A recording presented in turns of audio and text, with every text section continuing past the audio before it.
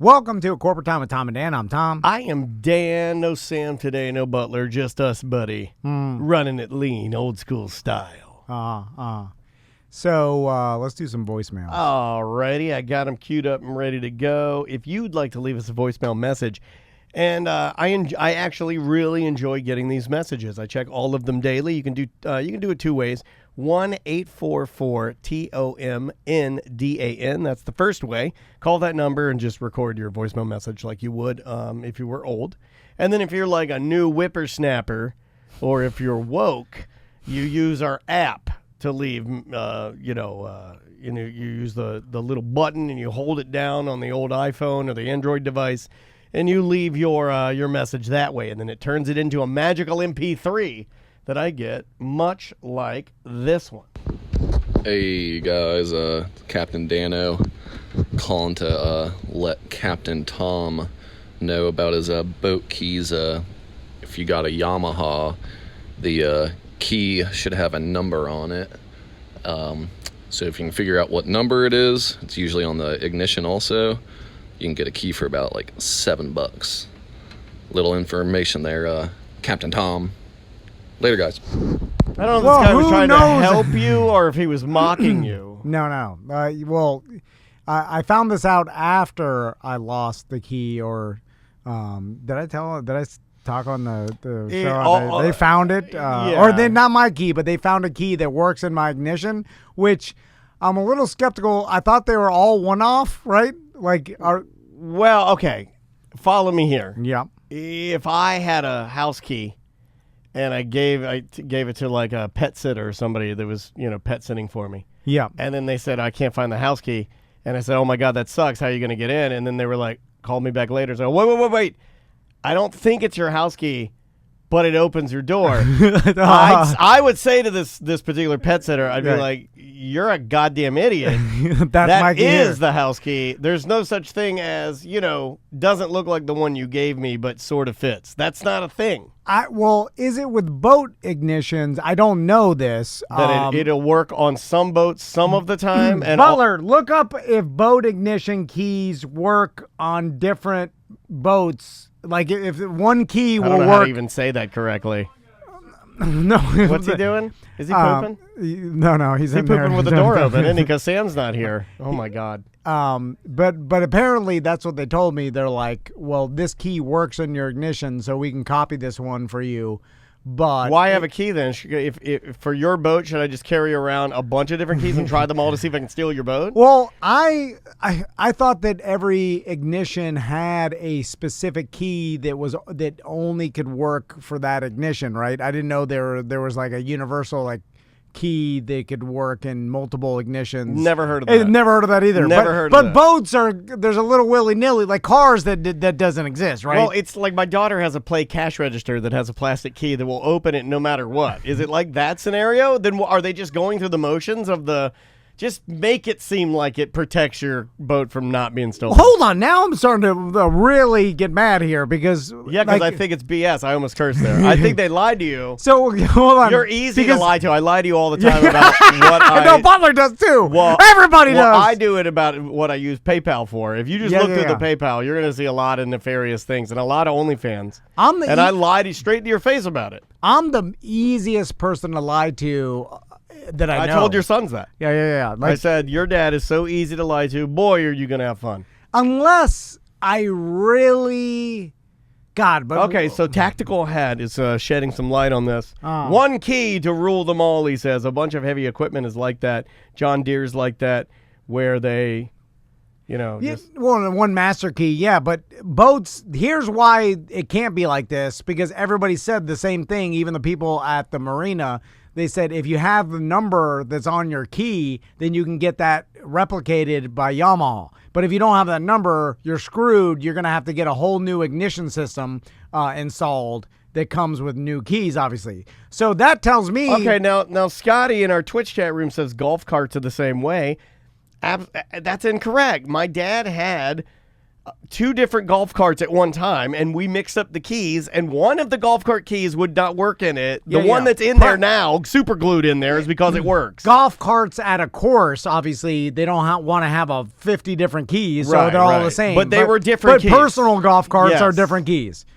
And boats, I'm pretty sure, are the same way. Why would it be a number on the key? That's the only way you can get it replicated. If there was just a master key, then you could just buy the damn That's what I'm saying. master key and they give it to me. They told me if you don't have that number, you can't make the key. You got to go to new ignition. Then unless we find a key that might work. Yeah, and then they said they found it, and they're like, this key works, but it's our key. We'll make copies for it. And I just said fine because I didn't want to start questioning it because $7 for the copies. Yeah, no, I'm with you. Why question it? But no way that's not my key, right? That's just some other key that happens to work with my boat? That doesn't exist, right? It feels very much like a lie my 5-year-old would say. Yeah. It feels very like... There's a way we could find this out, but I'm so lazy, and butlers can't look it up. It seems like a covering your tracks thing. Let's see here. In our Twitch chat room, Christine says, found this in the Yamaha forum. They're not universal. My marina mechanic has pass keys that are linked to the code number on the key. Now, that's not to say there is a different key for every Yamaha ignition made. Like other keyed items, they might replicate in every 100 or 1,000 or 10,000 units. Oh, okay. So there is like 1 out of 100 different boats, the key will work on that boat. There's no way they had the one that, right?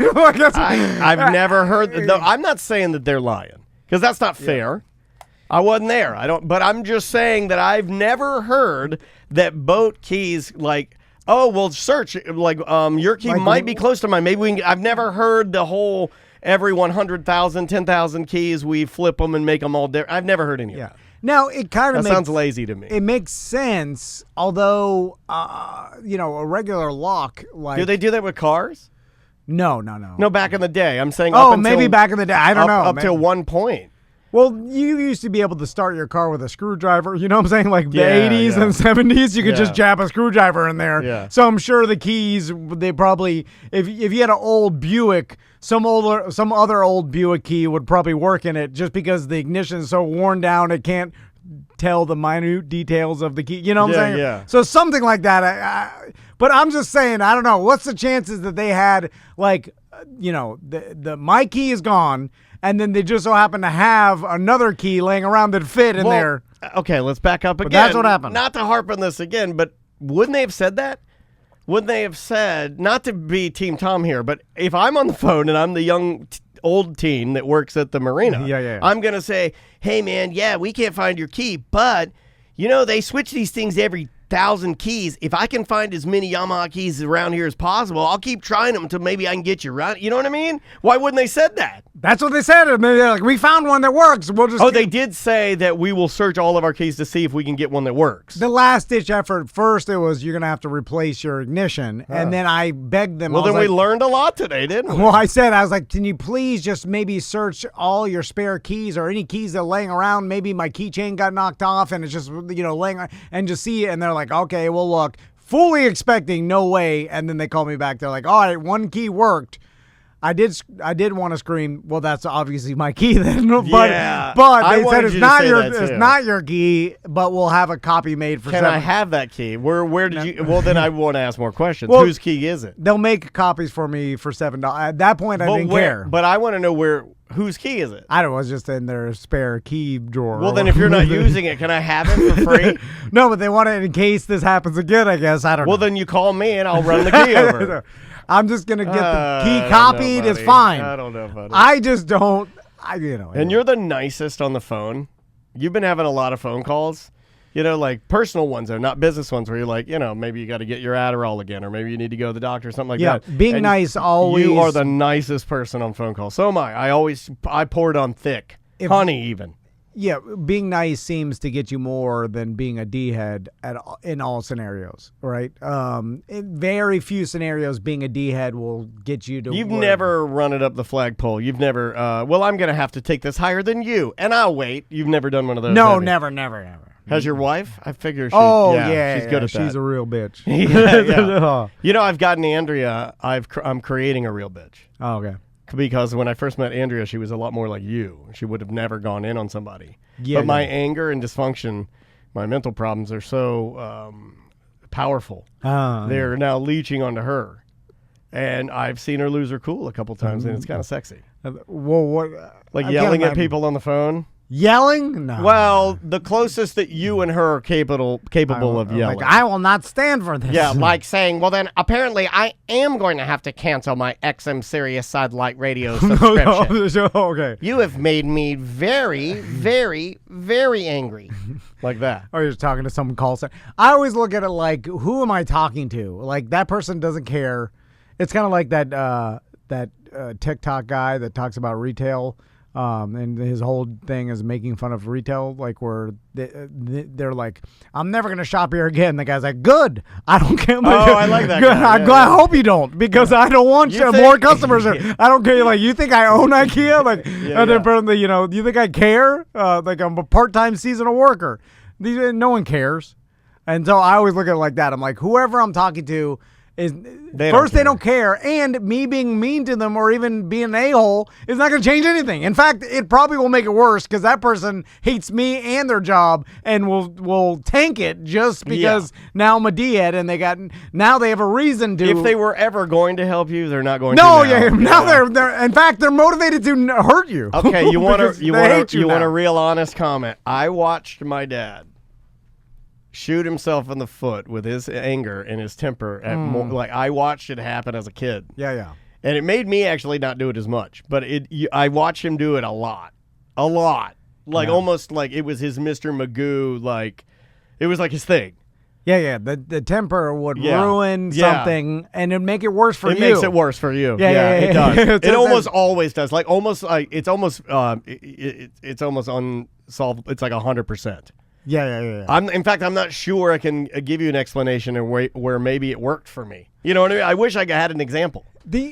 Honestly, I'm sure. Okay, let's actually analyze this. Like, when would getting angry at the person on the phone? Let's just say phone, because I feel like in person you could probably start making people do things you want to do, as far as, like, if you're angry at the Jiffy Lube about something, like, you could probably escalate it to get their manager, and then, like, person to person, that may make them do something. They can read your body language too. But I'm talking about, like, on the phone with someone, right? Yeah, there's a disconnect there, but you want to go all in, and there have been times when I'm like, you want me to yell at them? I mean, it's like a joke around here about me. I'm like, I'll yell at them, but I don't really do it. But anymore. I feel like they're so hardened by the misery of their call center job that there's nothing that would make them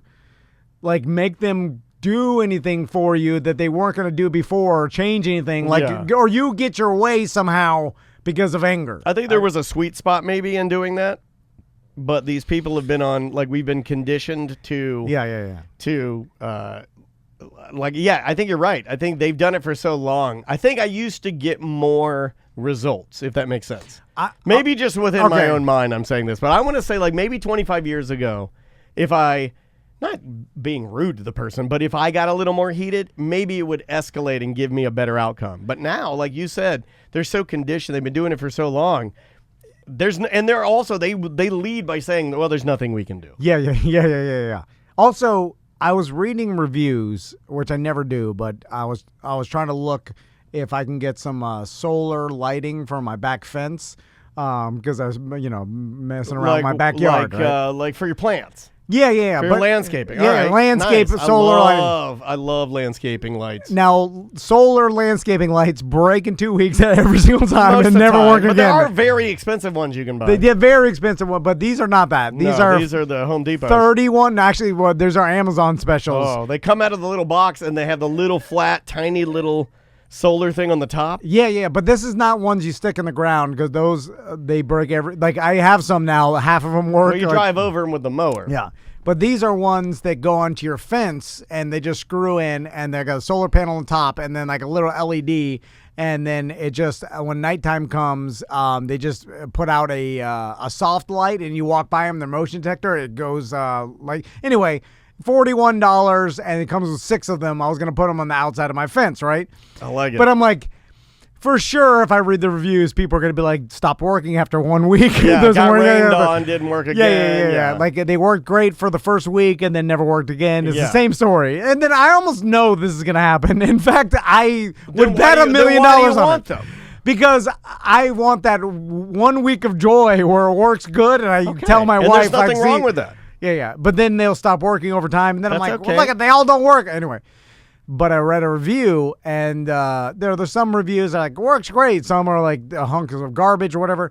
There's one review that said it worked, and then like 2 weeks later, two of them started dimming out, and one of them stopped working right. And you're like, that's the guy. So he's like, then this is the person that writes updates to their. Oh, I hate updates. Andrea does updates. And then updates they made good. Yeah. So then it was was contacted by company. It was like 5 different updates. So I actually 5. So it said this is Mr. Solar Lights. It said update, contacted the company, no response. I'm waiting a week, then I'll update you again. And then it's the second update.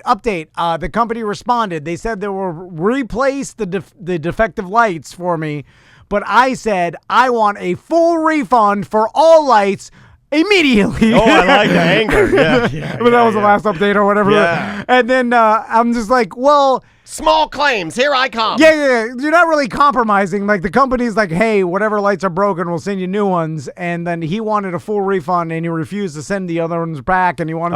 That was just being an a-hole. Yeah. And you could tell that there was nothing that was going to make this person happy that this company was going to do beyond more than what is even fair, right? Yeah. Like, so the company may be all right. Put it all. Go to Kohl's, and then we'll give you a refund. I like that though, and I'll tell you why. Because if you make me do that, then it makes me feel like I have value in your product. I'll explain. There is a dichotomy. There's a strangeness in my brain that doesn't work right when I buy something expensive.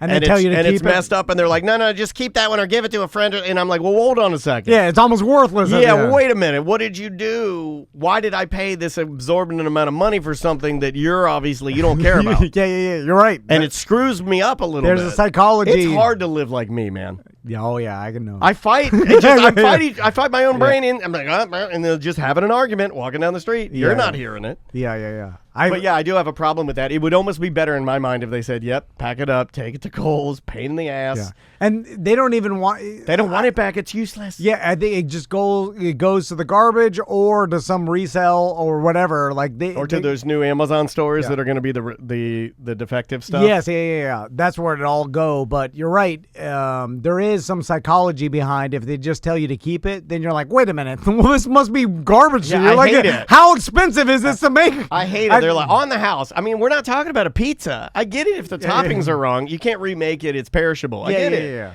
But like I'm trying to think of one where they did it recently. I want to say it was like a Bluetooth speaker or something that Andrea bought for outside for electronics is not even worth it. Right, but it's a nice one. You know, like it's not a brand name, but it's a Amazon Basics or you think, and it's decent quality. And they were just like, oh no, it's like $70. They're like, no, just keep that one. I'm like, but it was $70. Yeah. And then you're like, I could have been lying, and now I have 2 working ones. So it obviously is. You don't even care about scams at this point. It's like, it's not even worth our time to email you this. It was like, this whatever you have is so worthless to us. It's please stop contacting us.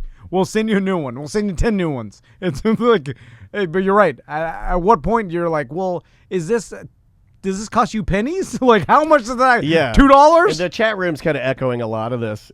We've got, Tracy says she just has Amazon throw any of her returns away. How do you do that? You can tell, I do not want this to be or you just throw them away. Is that what you're saying, Tracy? Yeah, I mean, they either tell you to keep it, and who cares what you do with like them. when party patches are returned, she's saying. She just says, you guys keep them. Oh yeah, well that's different than like an MP3 player. You're talking about some tiny patch in a disposable one-time use packaging. Of course. Oh, now she's saying I made all that up. No. Okay, yeah. I'll preface that by saying, of course she would never say that. Well, you're not going to tell them to return it. I mean, honestly, we do it with T-shirts sometimes. Like, I tell Eric to tell the people, like, just tell them to keep the wrong size, but he asks them to return it. And I think there is a psychology behind it. Gives value to it. Yeah, because if you ask them to keep it, also for us, I'd rather someone else wear that shirt or they give it away and someone wear it than it just goes into someone's or give it away to Goodwill or something, you know? Yeah. It's funny. We've been around long enough and have sold enough shirts where you will find our clothing in local Goodwills, which is kind of cool. Yeah. You know? Well, we've done thousands and thousands of shirts. I wish we had an exact count. I know Enemy could get pretty close. I've given dozens to Goodwill, just like old shirts. Yeah, me too. You know, and then no one would even want because they're like, 8 years old and they're like faded. Pit fuzzies and stuff. Let's try this. Man, this boat key thing burned hot, and I tried to pick out the best ones. Listening to this BDM show about you leaving your boat keys, why didn't the marina just go ahead and offer to make you a second key in the first place as opposed to setting up this weird cup holder swappy whatever they are doing? But besides that, I mean, they That's a great question. You don't think that's basically just like a really good basic question is, oh, you only have one key. Well, we have the ability to make separate keys. Let's make one right now. We'll keep the one you made. You keep the one you got instead of the cup holder swap with the. Yeah, see, that's so smart. Now, that's smart. Why didn't I do that? That's the real main question. Is I have the ability to tell them, "Hey, make me an extra key," and they would have. I just didn't do that because too lazy or whatever. So. Now they didn't offer, and if they offered, I probably been like, "Oh yeah, do that." I just every single time I was like, "Oh, I'll do it next time." Right. Life. I just procrastinate. You just want to get out on the boat. You don't want to have to worry about. And after it worked for 2 months, and it seemed like the process was fine, and no one had a problem with it, then I was like, I wasn't motivated to get another key. Anyway, my bad. I got you. Let's try this one. So sweet it is, Justin here again with hopefully a much shorter diabetic story, more to your liking. One time I was doing a reconstruction project of a rental house with my crazy Uncle Keith. Also, his first name was Euland, which if that's not country, I don't know what is. Anyhow, blood sugar drops in the middle of the day while I'm walking through a hallway, and I decide this is probably a good place to just lie down. So I slide down the wall to sit on my backside, and I hear my uncle looking at me and saying something on the phone, something to the extent of, "But it's not cold. I can't give it to him. It's not cold." Then my aunt shows up, who is his wife, obviously, and a nurse, who's allowing me to drink from a can of soda of some sort. I drink it. I spit it halfway across the room, half into her face, followed by my uncle going, "I told you, it's not cold." And I realize that she's giving me a warm Mountain Dew, and my uncle, in his dedication to the greatness that is Mountain Dew, refused to give it to me as I was entering a diabetic coma because it simply was not cold. He's a real man. And to his credit, he was right. Yeah, hot Mountain Dew is not good. Hot Mountain Dew is not good. And I love Mountain Dew. Yeah. I'm a Mountain Dew man. I consume. Well, you and I both consume two of the highest. We're made of Mountain Dew. We drink a lot of It's Mountain embarrassing. Dew. It is embarrassing. Don't tell me, but don't talk about it. We should have shirts that just say, "We drink a lot of Mountain Dew." No, it's trashy. It's real trashy. And we drink Diet Mountain Dew, Mountain Dew Zero. Yeah, we don't drink regular like full sugar Mountain Dew. That's for this guy. Oh, diabetes. I Dan. like it when I see larger people just drinking out of 2 liters and giving no Fs. I like that. Yeah. I'm like, you, sir. Yeah, I'm like, yeah. You do not care. Yeah, like Chungus Glorioso. He fancies himself a 2-liter man. Yeah. 2 liter full fat. Yeah, and you put it in. You do that move where, because it's awkward. You do that move where you're squishing it so it gets the bottle. When you put it back, it's got indentions in the side of it because you're holding it like it's an actual regular 20 ounce. You know, you've already conformed to drinking it like a 20 ounce. Yeah, like so you handhold it like your Shaq, and you just drink, and you're okay with the awkwardness because you need that much sugar and that much chemicals. And we all look at that and we're like, oh yeah, that's why. But it's good. It's like that's why I don't like. Like, I think people think I'm making fun. No, I'm not. I'm all about you living your life the way you want to live it. All right, this is America. Do what you want. Do what you want, man. But you know, it's coming for you. It's definitely coming for you. You're gonna pass out in the office. And, your boys have never had soda, right? Oh yeah, Tommy likes Sprite. Oh, that's right. He does like Sprite. I was a Sprite man. Max hates carbonated drinks, so he can't. It spices him. He's like he drinks anything, even like So he's not LaCroix gonna follow in Daddy's footsteps. Eventually, I'm sure that'll wear off and it'll get to the soda. But Tommy likes it. We only give it to him like on the weekend or like a special. Yeah. Special occasion. Oh, and the looks you get too. It's a badge. I love saying it, and I'm like, and for my 5-year-old daughter, a large Diet Pepsi. I like to see who's not minding their business. Let's play a game. I love the Maisie drinking full fat diet. No, Diet Pepsi. She is diet. Diet Pepsi. We make fun of her though because she's like an old lady. She's like a pink can of Tab. You know what I mean? Like I have one Tab. She loves but it's funny because she loves the idea of it. She doesn't love Diet Coke or Diet Pepsi. The reason I give it to her is because I figured it out. And here's a fun dad hack. You say, yeah, I'll get you a Diet Pepsi, and I give it to her. She takes 2 sips. She doesn't really like it. She doesn't really like the taste of it. Who does? It's Diet Pepsi. But I like the caffeine, and I'll drink it. So after she takes her 2 sips and gets bored of it, then it's my Pepsi. She's not really drinking Diet Pepsi. Yeah. But I think if I denied her the Diet Pepsi with the way that she operates, because she's spicy, I think she'd want it more than if I just openly give it to her. So that's the game I play. Yeah. Also, she's an athlete. Fine. It's eating her Skittles in the end zone of the Seahawks Stadium. Well, yeah. I'm just saying if she had some sort of she's too young for this, but you got a weight problem or something. Oh, I'd slap it right out of her hand. Then it's like in front of her friends. Yeah. And then I make her run behind our car like Richard Hatch. Remember when he did that? That child abuse. Oh yeah. What did he do? He had a chubbier kid, and in order to it was some punishing or some teaching moment. Poorly done. He made his chubbier son run behind his car. Did he do the old rope? No, I think paparazzi caught it or something, and then they were like, "Look at this," and he was like, "It was like a child abuse thing." Was it Richard Hatch, the winner of Survivor? Yeah, the very first winner of Survivor. Wasn't he? He's gay. I think he is gay. Yeah. So, but he had a son. Don't know with his like wife or the adopted son or whatever. To Google it. Travis, look up Richard Hatch's son running behind his car. I remember when that's because we were on the radio at that time. It was one of those morning radio passing things. And well, that's okay. What is this? I don't think it was Richard. Richard Hatch went to jail. What is this from Doctor? Because I pull up, I write Richard Hatch son, and then I just click go, and then the first thing that comes up is pedophiles, a parent's worst nightmare. Richard Hatch. Dr. Phil show. I don't think he's a pedophile, is he? No, I will not. I have no idea. No, he's not. I'll say I have no idea, but I've not heard that. He went to jail for tax evasion, right? 51 months in jail. Yeah. Let's see if they have the scandals. I don't. Personal life. Are you sure it was Richard Hatch's son? Because. He had a son named Christopher. Oh, yeah. he did. Okay, yeah. I'm pretty sure it was him. I remember this story. Because it seemed like it spiraled very quickly and was wrong. Like they got things wrong. This must have been what? How long? Oh, he was cleared of abuse charges. Okay, it was in 2000. Prosecutors dropped a second-degree child abuse charge today against Survivor winner Richard Hatch. But welcome back to Tom and Dan, where we give you the best in 21-year-old news. No explanation for the dismissal was given in the document filed by prosecutors in state court. Jim Martin, a spokesperson for the Attorney General's office, said that he could not comment because Hatch is suing the state. Okay. Hatch insisted since his arrest that he is innocent and the police mishandled the case.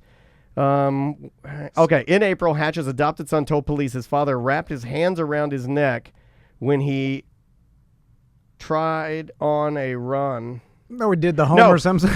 He did the Homer Simpson. He put his hands around his neck when he tired, not tried. I don't have my glasses. When he tired on a run days after the 39-year-old corporate trainer returned from filming the CBS show. Hatch said the boy concocted the story because he was angry about being forced to exercise. That's what it was about. Okay. Shortly after the arrest, a judge ordered the state child welfare agency to return the child to Hatch. I thought part of it was that he was making him run behind his car, and he got tired, and then he did the Homer Simpson where he's choking Bart Simpson. Yeah. So his fat adopted son got mad at he him. had buds. Like all sons. Yeah. I had buds. Yeah, I had buds too. If you're a little boy, you go through a phase Will you get little boobies? Oh, Butler, his butt's Oh, still there. yeah, well, he'll come They out of blossomed. it. He'll come out of it soon. Because I noticed he's got a lot of awkward body hair, and Oh, his yeah. voice drops. So pretty soon his buds will dry up. Yeah. You're a good sport, dude. So Richard Hatch's son just had some buds, and he was forcing him to exercise. And then, he got mad. paparazzi caught him yelling, probably giving him the real dad yell, right? Giving him the... Yeah. If it gets that far, I feel like you're losing your temper. You should not be around your child at that point. that's on you, Hatch. You gotta go away. Yeah, because you don't have the right to help your son lose weight in a healthy manner, right? You're just yelling at him to exercise. Like, that's not good. What is this? Psychologically. Norm found remember the headline I read from Dr. Phil's website when I searched Dr. Phil, Richard Hatch? Well, I searched Richard Hatch son, and it comes up Dr. Phil. He must have some good SEO going on. But Norm grabbed the headline. It's called Surviving a Predator. TV's first survivor, Richard Hatch, faces his biggest challenge yet, protecting his 14-year-old son from a pedophile. What happened? I don't know. I do not know. So Richard Hatch had to protect his son from a pedophile? By camping out on an island? Is that what you do? Yeah. Pedophiling. It's my old gimmick. Yeah. Well, it's hard to protect your son when you're you get filming off a the show island. across the world. He's by himself now with this. It's also weird that the pedophile is going to be like, is your dad the nude gay guy on Survivor? That's cool. He was like, that's why he was scandalous, right? Because he was gay, and that was still newer at that time. So people were like, oh, he's gay, and he's naked all the time, and he's abrasive personality. Yeah. That in 2000, what is it? It was a 2000? Yeah, that was... Brock nailed it. As a former fat kid, you can 100% sense the disappointment from your dad, even if they don't say anything. Yeah, Richard, you idiot. You don't have to scream or put your hands on your kid's neck. You don't have to do anything. You just, they know. If you have a good connection or a good relationship with your dad, they'll know. But also, it's don't be disappointed. Try to help your son. Read something. To figure out, all right, how to motivate younger people to exercise and eat healthy, right? It's like Tracy said in our Twitch chat room, Richard needs to exercise too. Exercise with your kid. You're not like Seth Petrozelli out there with muscles ahoy. Yeah. You're a big fat slob. You just got off the island. You have that melty slob body. I'm getting a little bit of that from my cardio that I do. I get melted slob body where I'll be sitting on the, like when I was pooping at the barn with the cowboy hat on. Yeah. I can feel my gut pouch. Yeah. Like it's oozing over my kneecaps. Yeah. Well, the loose skin. And I have tons of it. I have tons of loose skin. Yeah. Like I look like it's horrible. Yeah. It needs to be. What? It's unfortunate. Is that what I'm supposed to say? No. Let's play another voicemail. All right. Let's see what this one. Is. Tracy was right though. He was not a skinny man himself. Yeah. Let's try this guy. Hey, Tom. Hey, Dan. Sam. Butler. Hey, this is Sherry from Georgia. I was over at my friend's house, and her 6-year-old son, who loves Tom and Dan, by the way, I had on the 10-year anniversary shirt, and he was standing next to him, and he goes, "You're lazy." I said, "Whatever." And then he goes, "Who's porking?" I said, "What?" I said, "Where did you hear that?" And he goes, "Right there on your shirt." I said, "Uh-oh." But he's also, one time his mom said, "You have too much Tom and Dan." And he says, "Mom, you can never have too much Tom and Dan." Just want to know. Why do you say it like that? You can never have too much Tom and Dan. Thank you. I don't know what to say. I will grab this of her saying who's porking the 10-year anniversary shirt, and he was standing next to him, and he goes, "You're lazy." I said, "Whatever." And then he goes, "Who's porking?" Who's porking? See, I can't really believe I have a 6-year-old, and so does Daniel. I have a 5-year-old. I mean, it's right there. Why are you trying to? You're trying to make me cry on the air? But I can't imagine Maisie or Tommy or Max listening to ACT because they're talking like obviously he's talking about ACT. Maisie's heard ACT before. Yeah, no, but I'm heard it and listening to it actively is different. Like it playing in the car. Well, no, it was the shirt though. He was reading because remember it's the shirt that has all the different crazy phrases on it, like "Sugga my Gaga baby" and all kinds of stuff. Hold on, what shirt is that? It's the red and black, the one that looks like the Motley Crue decade of Decadence. Oh yeah. That one. in the background. And it's got it's everything. all the So stuff. if you're okay, a kid, yeah. I'm actually glad I heard this voicemail. I'm gonna have to stash that one so Maisie can't read it. I've So, been getting into a lot of trouble now because she can read. The kid wasn't listening to our podcast; they're just reading the shirt. Okay, all right. I was like, the kid is a fan of ACT. I'm like, that's not no way. I didn't think that either. Like, there's a lot of kids that listen in the background when their parents are listening, and then pick it up, and there's a lot of that. But I'm just like, no young 6-year-old is Oh, God. actively. Christine, okay, in our Twitch chat room says, my 15-year-old, who, and I happen to love all, like, she's 15 is the sweetest family. My 15-year-old happens upon Tom and Dan Friday Free Show in the car and doesn't even say that. She just asks why you guys are obsessed with talking about penises.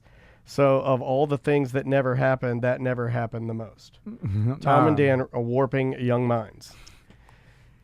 15, come on. I think at 15, well, she's a girl, so of course she isn't going to hopefully talk about a lot of penises. That's the, I don't know why we gravitate to that a lot. I mean, it's a thing. When down in Miami, when all my friends were 15, everybody was trying to hook up. Either you were trying or you were successfully hooking up. Like, I think the grizz. I was trying. I was not successful. Some of my all. friends had sex when they were like 13, 14. And then at 15, everybody was smoking weed already and definitely blasting each other. No, weed was an old man's game for me. I waited on the weed. No, really? Because my parents had whipped into my brain enough that it was drugs. Oh no. You gotta stay away from the drugs. Everybody that I knew was, I mean, when I was in middle school, people were already smoking weed. I'm worried eighth about that. grade.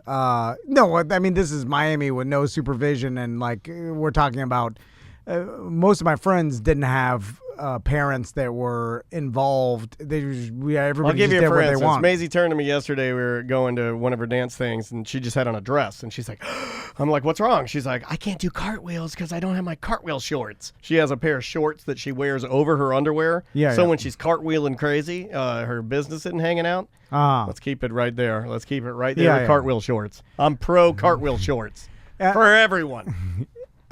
If you like, I remember growing up, most of my friends had like a single parent, and that single parent was working all time and wasn't involved, and they just literally took care of themselves. There was no rules.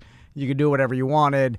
You basically had a key to your house, and you lived there, and the parents were out. Like they weren't involved. Like you went to school, the parents didn't know anything about your school. Like a lot of my friends is just like, there's no parental supervision involved, and that was it. So you just did whatever you lived on the streets with, not the streets, but I'm saying you just left your house and you came back, you stayed at your house, but there was no parenting.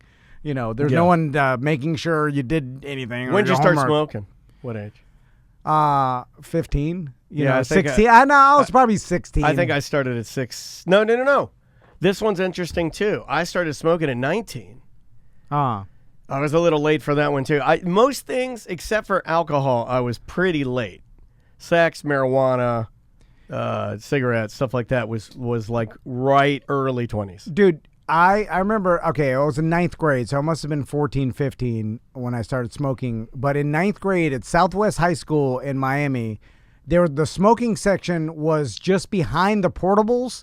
On, like, literally, there was the main, because Miami obviously is overcrowded, so they have the main high school building, and there was always these trailers that they just called portables that they needed extra space, right? So there was like, they took a half of the let's say, PE field or whatever, like your field, and you just put portables in there because you're overcrowded. We had a lot of that too. So behind the portables, everybody used to, during lunch, just smoke. And the teachers would find like it was the smoking section for kids. Oh, they're 14 years old. I used to go there and smoke with all the skater kids behind the portables. And everybody, and then I remember in 10th grade, they made it so like you had to walk across the street, so you're off school premises. Yeah, they did that for us too. But then by senior year, you had to walk 1,000 feet from school. They had made a different rule. Yeah. So all the smoking section was literally 2 blocks away under this tree on the sidewalk that all the kids would walk to. But interesting. It was, you used to be able to literally smoke on the damn, school property or whatever. Yeah, I remember teachers having smoking lounges. No, yeah, where they could go to. Yeah. Like they had an area where they could go and smoke, and it was like their thing. Yeah, the smoking lounge. Weird. Yeah. Very weird. I mean, I'm sure there was a time where the teachers were smoking class, right? When I don't know. I go back to this. When did they stop the GD nap time in kindergarten? Because I was laughing about that the other day, like with Max. I was like, Max, like they're like the last 3 days of school. I saw his photo. He's out. So I was telling Max, I was like, when me and Mommy were in your grade, we used to literally in the middle of the day, they used to bring out these brown mats, and then we used to take a nap. They'd turn off the lights and you just sleep on the mat. And we had red and blue ones. They were stacked up on the side. I still remember they were stacked up on the side. Like if I went into that room right now, I could tell you exactly what it looked like. What's hilarious is there was a certain time where like they said, all right, no more naps. And then the kids were fine with it. So it just proved that you were doing this because probably kindergartner was used to be just babysitting like from the government, right? It was just the time where you could finally have the government pay to babysit your kids. Not anymore. It's pretty, now they have curriculum and homework and stuff. But all right, that's it. Bye. Right. Welcome to A Corporate Time with Tom and Dan. I'm Tom. I am Dan. No, Samantha. She is currently touring Georgia's owned Babyland General Hospital, home of the Xavier Roberts Cabbage Patch Kid dolls. On my suggestion, she visited. If you got a 50, Are you joking? No, she's really there. If you got a 50 milligram True Leaf pill and an hour to spare. Hold on. Why? So Samantha does some old Meemaw vacations. Yeah, because it's fun. She does like some weird Meemaw stuff. She drives to Georgia to visit Babyland General, where the home of the Cabbage Patch dolls. Where they have animatronic cabbage heads that move like this. They're like, like when you go to see Santa Claus and they got all at the time, I guess it was great technology. Yeah. Where it would be a reindeer whose tail and its neck would rotate slowly as if he was trying to work out a kink. Yeah. That's what they have at Babyland General. Chef's kiss. Why? I wouldn't even drive to Sanford for that. But I'm just saying. Oddly enough, they have a location in Sanford. I'm just saying, why drive all the way to Georgia? Anyway, let's do the thing. It. Okay, here's the thing. Tom wanted to do a bit. He called it Weird Job Wednesday. Dad really likes it. Tom says that's bullshit. It's another Weird Job Wednesday. What are you doing? What is your job? Are you neat? Are you tidy? Or are you a fat slob? Do you make lots of money and you sit up in your tower looking down on all the people who are working by the hour? It's a Weird Job Wednesday. Just another Weird Job Wednesday. Oh yes, it's Weird Job Wednesday. Just another Weird Job Wednesday. Thank you, Tom. Thank you. Weird Job Wednesday brought to you by Streamline Florida. get that refi, get the mortgage. They'll handle it. Brian Yes. Zymel and his team are great. They're great folks. We've both refied through Streamline. It's a great experience. Yeah, And it's super duper easy, and I mean, just get in the BDM section and talk to those guys. Yep, and we'll send you a gift if you do. Absolutely. So on the line with us right now, I'm excited about this one because I heard from our Sanford friends, from Paul Williams, and they were excited because they're like, we sponsored a bobsled team. Yeah, I'm like, oh, and Paul, I'm like, what? Paul, what have you done? And on the line with us, Josh Williamson. How you doing, Josh? Doing good. How are you guys? Good, good. So, Josh, tell us about your weird job. Well, I'm on the bobsled team. As you said, I'm from Sanford, Florida, so not exactly the bobsled capital of the world, but I been doing it now for just over 4 years, and I'm up here in upstate New York right now at the Olympic Training Center, just getting ready for the Winter Olympics here coming in February. Awesome. Oh, that's amazing, man. So, Josh, how does a guy from Sanford get into bobsledding? So they have these combines around the nation, right? They do these like sprints and lifts and jumps, and they're essentially looking for kind of athletes who've done other sports who are still looking to compete, who are big and fast is kind of the goal here. You know, I played lacrosse and football growing up. We have a lot of track athletes, you know, and a big thing is most athletes are going to be coming from sports. They're pretty good, but they weren't good enough to go to the league, or they had injuries. You know, we have guys who went to NFL camps but never made it through that and still had a desire to compete and still were good athletes. And then I did a combine. I did pretty well. And from there, the rest is history. The coaches liked me. I tried the sport, and I happened to be pretty good at it. Are these the guys that I see on the Olympics? Because, first of all, I got to tell you that bobsled is one of the things that if it's on and we're in the middle of an Olympics, I'm watching. Yeah, and I'm also getting drunk watching because it's fast and it looks super dangerous and it looks crazy. Yeah. Are you one of the big leg guys that runs from the back to try and get its speed? You're the big leg man. Yes, yeah, I'm the big leg. Yes, those guys, they blow their suits out. Their legs are so big. Their legs are so huge that they'll start running, and you guys will blow your D&Bs out right out the back. I've seen you blow them right out the back because you're running so fast. You're taking on, all I can say, you're taking on like what a deer would do running from a hunter. Yeah. I mean, the sleds are pretty heavy. You know, you get a 4-man sled, you can get anywhere up to 400 or 500 pounds, and you fill that with 4 big guys and you're well over 1,000 pounds going down the track. So we get moving pretty quick.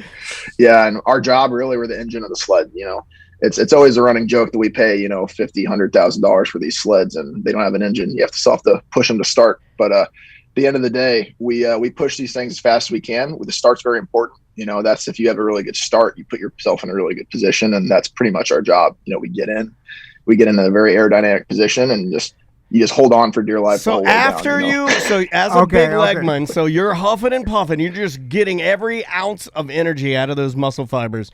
You blow your D&B out the back of your suit, then you jump in, and then you tuck down, and you're not steering, are you? No. And we have pilots, and a lot of our pilots, my pilot Hunter and another pilot of ours, Cody Baskew, they both have been doing this since they took their first trips, some of them at 12, very young, and they've been doing it for a long time. And then a lot of the athletes, like in my position, we're going to come in from other sports later in life, and they're just looking for a really good athlete, strong and fast. Because one, you got to be strong. The sled's really heavy.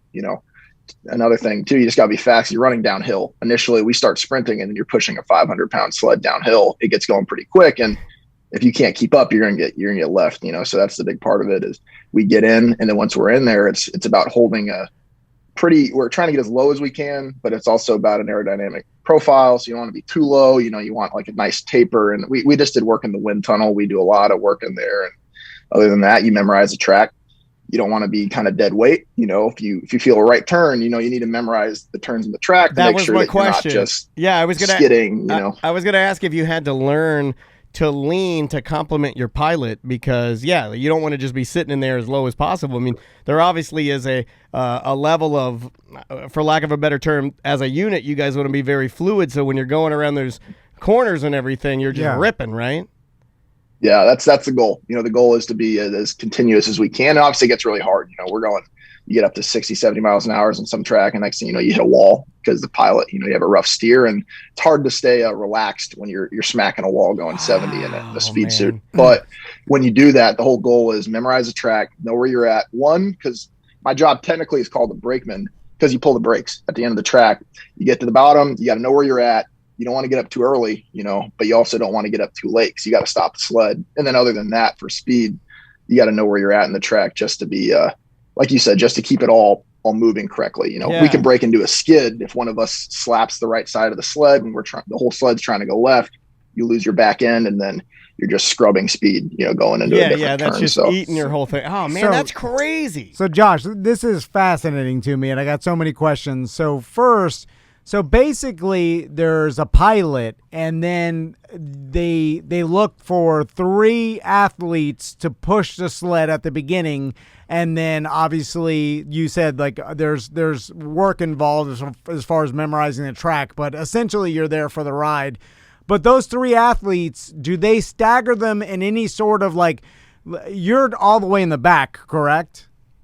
And so in 4-man, I am right behind the pilot. Okay. In 2-man, I'm all the way in the back. So I do both disciplines, but in 4-man, I'm just behind the pilot. So in the 4-man, is there any difference between you and the 2 guys behind you as far as like the last guy is the biggest or something, or they're just looking for 3 about basic, athletes, and tell me about the size and weight, because I'm sure there's weight restrictions and you got to be a certain size, right? Yes, yeah. The big thing for us, weight-wise, we're all trying to be, as heavy as you can get without slowing down is the big thing. Because obviously, I could put on a lot of weight, but then I'm going to not be as fast as I normally will. So there's kind of that range for everyone. Is what works for you. And from my position on the 2 spot, generally what you see in 4-man, for example, the guy in the back is going to sometimes be smaller and a lot faster, because if you think about it, he's the last to get in the sled. We load in an order, I guess that makes sense. The pilot gets in, and then I will follow him. I'm second in. The 3 guy from the right, he comes in behind me, and then we're waiting for the last guy, the brakeman, to come in, and then we all try to sit at once to get just to keep, like you said, that continuous momentum. We don't want a lot of different jolting around. We all are trying to be very smooth once we get into the sled. And so that guy in the back needs to generally be smaller and quicker, because he's the last on the ice. So when we're all getting in, that sled's still picking up speed, and he's still out there. He better pushing. run. Yeah, that guy better so go. he's got to generally be the quickest. Yeah, and then to think about it, like in this, and they talk a lot about this in cycling and with the motion of your pedals and the fluidity of them, because like if you have a choppy stroke, there's so much energy you're losing. Like when you say that as that brakeman's coming in, all 3 of you got to decide to sit at the same time to keep that fluidity, that moment. Yeah, that all totally makes sense to me, man, because that could be the difference in winning and losing, right? Yeah, I mean, we come down to 100th of a second at the bottom is crazy. And in 2018 Olympics, we had a 2-way tie for gold between Canada and Germany to the 100th of a second over 4 heats combined time. Jeez, that's crazy. It's like a mile of ice, 4 heats. That's almost 4 miles of racing, and they came down to the exact 100th of a second. And sometimes you win or lose by 100th of a second, right? And that's a hard pill to swallow, but it could be almost anything. Hey, Jerry, the thing with me loading. You sat down terrible, Jerry. You're off the like you stutter. We talked about you stutter getting in, because we have to, when you're getting in, you're pushing from the side. There's a bunk, and then I'm coming off my opposite foot. So if I'm on the left side, I'm loading with my left foot. I land on that bunk, and then I got to pull myself in. All the sled is, going pretty quick, and you're moving, and you're on ice, and it can get pretty technical. And if you stutter, if you jolt the sled the wrong way, if you anything can happen. If you're in the track and I move around a little bit because I'm in a bad position and something hurts really bad and I'm trying to get away from it, that could break us into a skid. There could be a thousand things that happen, and that's the difference between sometimes getting a medal or not, And I'm envisioning, just like everybody listening to this, remembering like what the intro of bobsled, because most of us watch bobsledding every Olympics for years, so it's like we don't get a lot of it. You're going, and then no bobsledding from Cool Runnings, right? It's like I'm sure you get that a lot. Yeah, but do you run on the ice? Mm-hmm. Yeah, we do. I have ice spikes. So think of like a track spike, a sprinting spike, for example. Yeah. And we have that, but with like 300-400 small little nails. And it's Adidas is the only company that makes them. And we have to get those every couple of years to redo them. And you keep those sharp, and that allows us to run on the ice without slipping, ideally. Are they? And that's sometimes you still do. Can sometimes I pick up a pair of those just for stomping? They're crazy expensive. They are pretty expensive, and a lot of that is Adidas has a choke on the market there. They're the only ones who make it, so Yeah. there's like $300-$400. Yeah, they don't want spikes, kids buying them and kicking each other at school. Or, So- no. yeah, that'd be bad. Josh, I want to talk about the dangers because It seems extremely dangerous because Well- I know hockey's dangerous, and this is like taking a hockey skate and then just expanding it to a 500-pound hockey skate and then filling it with big men. But you've seen crashes in the past, and then of Oh. course, like we all remember that one. I think Oh, it's it was a it's called skeleton. Skeleton, which Yeah. is What a great name. which is a crazy name because it's like Yeah. it's like we saw that crash and Yeah. how crazy it's like, oh my god, like this is insanely dangerous. But is bobsled less dangerous because you're in a capsule and then somewhat Helmet protected, or- or like what's the most dangerous situation? I would say skeleton definitely is inherently more dangerous. They're not going to get as fast as we are because they don't have as much weight. So that's kind of where our risk come from. If we're in a 4-man sled, you got 1,000 pounds, and on the fastest track in the world, we're in Whistler, Canada. That's going to be you go up to almost 90, 95 miles an hour. So if you do crash, the big things we have for protective equipment are motorcycle helmets. We have a burn vest, just like a road burn. If you go over on ice and we have a sled pushing us into the ice because you're upside down, you're getting these pressures and these turns, and you can get skin grafts, and it's just ways that. So we have burn protected and get vests on under our equipment, but that's kind of the inherent danger is if you crash. A lot of concussions, a lot of head injuries. Like we with motorcycle helmets, they're protective, but they're not much is going to protect you if you're rolling out at 70, 60 miles an hour and smacking your head on a cement wall. Right, yeah. Like it just happens, and that's ideally it doesn't happen, but some crashes can be really bad. Some crashes are you just tip over and it's very gentle and you get out at the bottom. So it's just kind of, that's a part of the sport, but ideally you don't see it a lot as you get better. Yeah. But it's kind of like when you first get into the sport, think of my position. You first come in and you're sliding with the new pilots because the new brakemen are going to go with the new pilots because you're new, they're new. They just need bodies in the back. And that's when you're going to get a lot of your crashing out of the way because Yeah. they're learning and you're just kind of the body bag in the back. Just Do you like, get tired? we dumped. All right, we're going to come back. Do you get tired of the ice? Do you get tired of the cold? Does it? Because like any other conventional sport you talk about, most people talk about the sweat and the heat and having to take designated water breaks and stuff like that. You guys are the exact opposite of that, and you're having to train in those conditions. You get tired of it? Yeah, I mean, I'm starting to, I guess. Yeah. It's been pretty novel to me for a while because coming in from Florida, Sure. anything cold, it's kind of cool. I'm like, oh, wow, this is beautiful. Yeah, it's seeing a different. bunch of snowfall. It's sweet, but then after a couple of years, I'm like, all right, I'm tired of it. Yeah, Because some tracks, I was wondering you if get somewhere it's Sanford like- would shine through a little bit there because I'm from DeLand and I know that after a while, Colorado's terrific, but after a while, I'm just not naturally built for it. Yes, exactly. And that's what I mean. Some race days you're getting up, down to -10, -20 degrees and you're in a speed suit and that's not very warm. No. It's just, it's as aerodynamic. We try to keep your jackets on as long as you can at the line to keep you warm. But you're about to sprint. And the last thing you want to do is be freezing cold, sprint and pull a muscle. So we have all these jackets on right on the line. You pull them all off, you push for 5 seconds, you go down, you get to the bottom, your hands are cold. You can't feel your hands. You get in your jacket again and then you warm up and you do it for a second heat.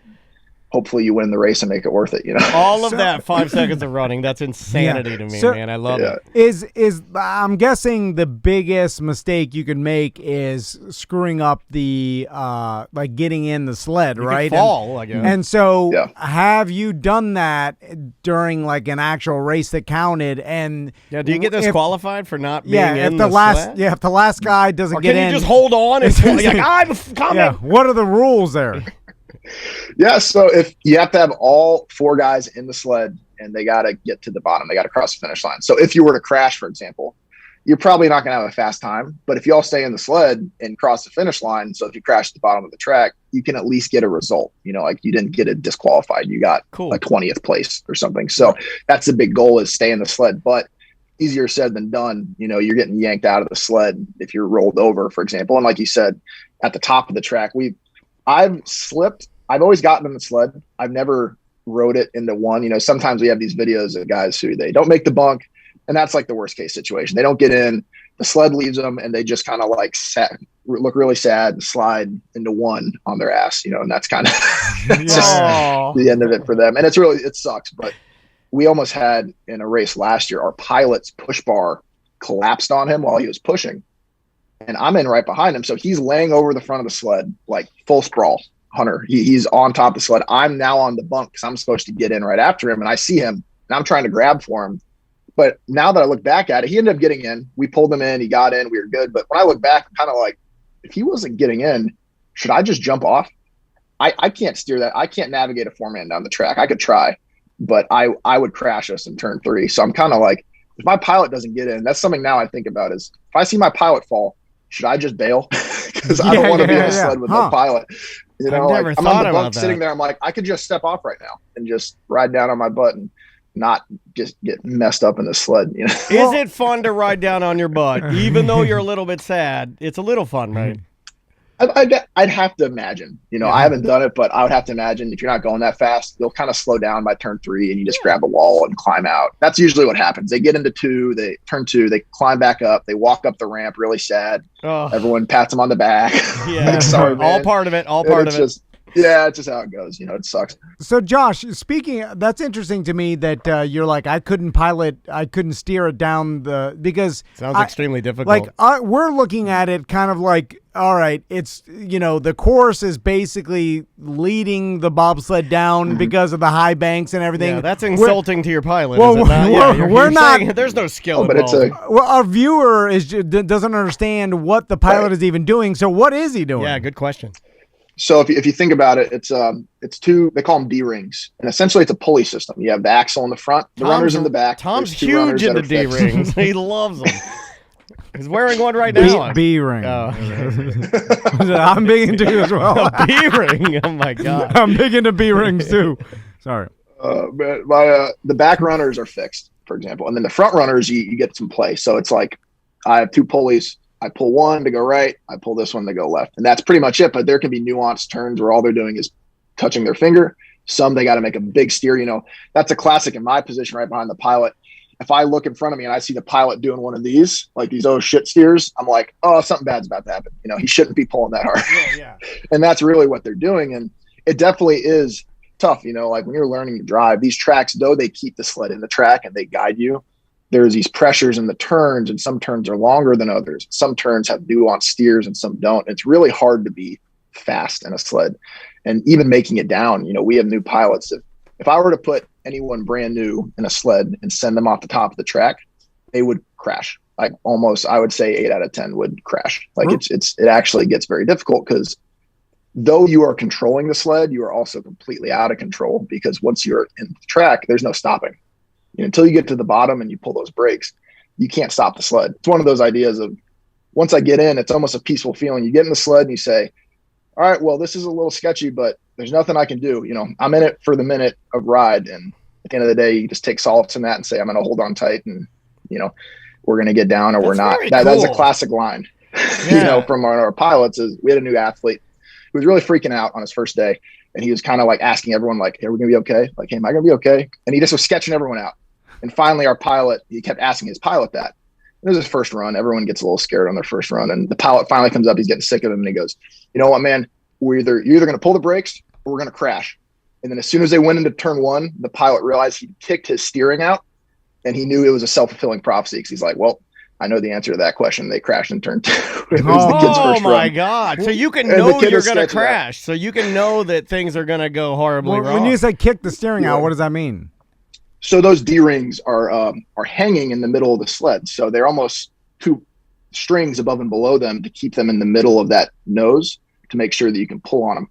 So instead of them just being loose, they just kind of hang there. And when you get in, the pilot shoots their feet up into the nose and you can accidentally smack that D-ring and send it somewhere else in the sled and you can't find it. You know, you're trying to look where you're going while reaching into the nose of a bobsled looking for a D-ring. Oh my God. Next thing you know, it's gone. And that was just a funny story where he's like, hey man, you're either going to pull the brakes or we're going to crash. And as soon as I got into turn 1, his steering was gone. So he's like, well, that was the answer to that question, you know. Has there ever been any because it sounds like the way you're describing it, that these sleds, you know, are pretty rudimentary. There's not a ton of technology on them. I'm sure that there is some, but have they ever tried to, or is there any need to change the steering in a way where those type of things can't happen, or can you not do that due to regulations of bobsledding, or how does that work? So there's rules and regulations. There's a lot of equipment, you know, and a lot of that is nuanced. Some countries do it differently, and there's a lot of room for play. It's kind of funny that it's a very simple machine in that there is no engine, for example, but it is extremely complex in how it's built. You can add rubber in certain areas to maybe get some suspension, and sometimes that's illegal in a certain area and not in another area.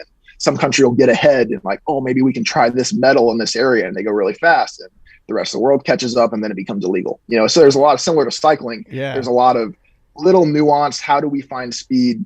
And a big part of it is they are simple, but there is a ton of complexity when it comes to just because these sleds, though they are pretty straightforward, they're also, a $50,000 to $100,000 piece of, carbon fiber body with, a metal chassis. And it's just kind of like, it gets crazy. Yeah, it reminds me of like a really good sword. It's like the idea is very simple. We get it.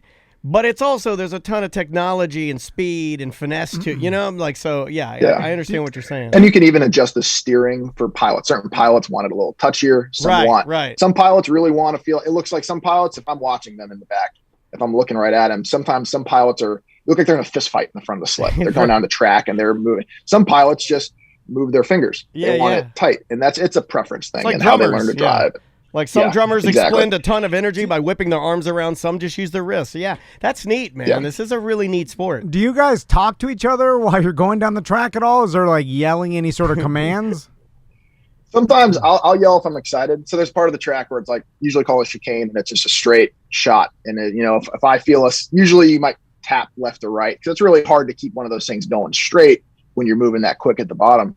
You're trying to kind of finesse it. And if I feel a shoot, we'll have a couple of brakemen, we'll give a little holler or something and be excited. But at the end of the year, a little yell, but in testing, for example, at the end of the year, we'll test equipment. And this is when everyone's like, we've been sliding for 5-6 months. You're getting your ass kicked every day at the track. Everyone's done training. The season's competitively over. Now we're just taking 4 or 5 trips a day to test equipment. You sit in the sled, they walk you off the top, they change a little piece of the equipment. We test it against the last one. And so we're just sitting in, and then we'll play stupid games. We'll play like telephone. The pilot will say something. We'll try to pass it all the way back, and we'll see if we got it right. But in a race, it's generally pretty serious, But there's some times where sliding can be fun. But generally, you need to get your sons into this, dude. This is cool. Get your sons to join a Sanford bobsled team. How does the weight does every competitor, like with bobsled and team, do they make sure by adding weights or whatnot or taking away weights that everybody's the same exact weight? How does that work? So after the first heat, they'll weigh you. There's a massive scale at the bottom that'll fit a 4-man sled on it, built into the ground at the dock, and they'll weigh you. And there is a weight limit.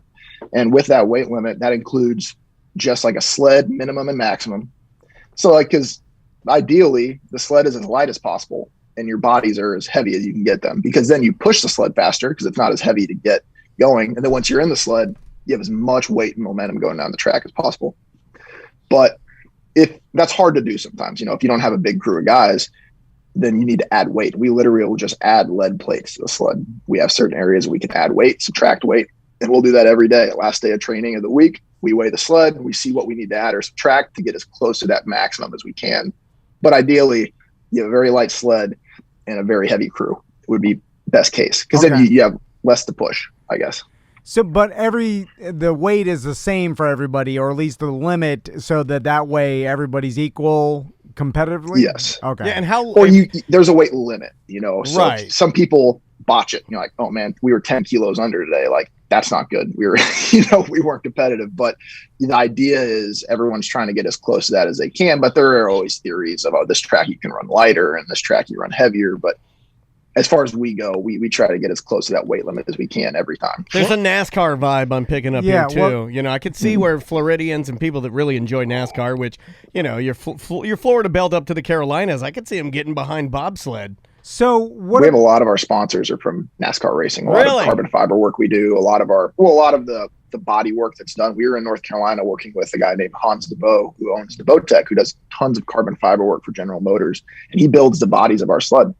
And those are it's a very racing generally understands racing, and that's kind of where we fit in, Yeah, well, I love it. I was going to ask you about that because this particular sport has a lot of engineering in it. You know what I'm saying? Where like some nerds can dig in here if you want to. But even down to the track and the bobsled, like aerodynamics itself, and then the actual like I guess what is it?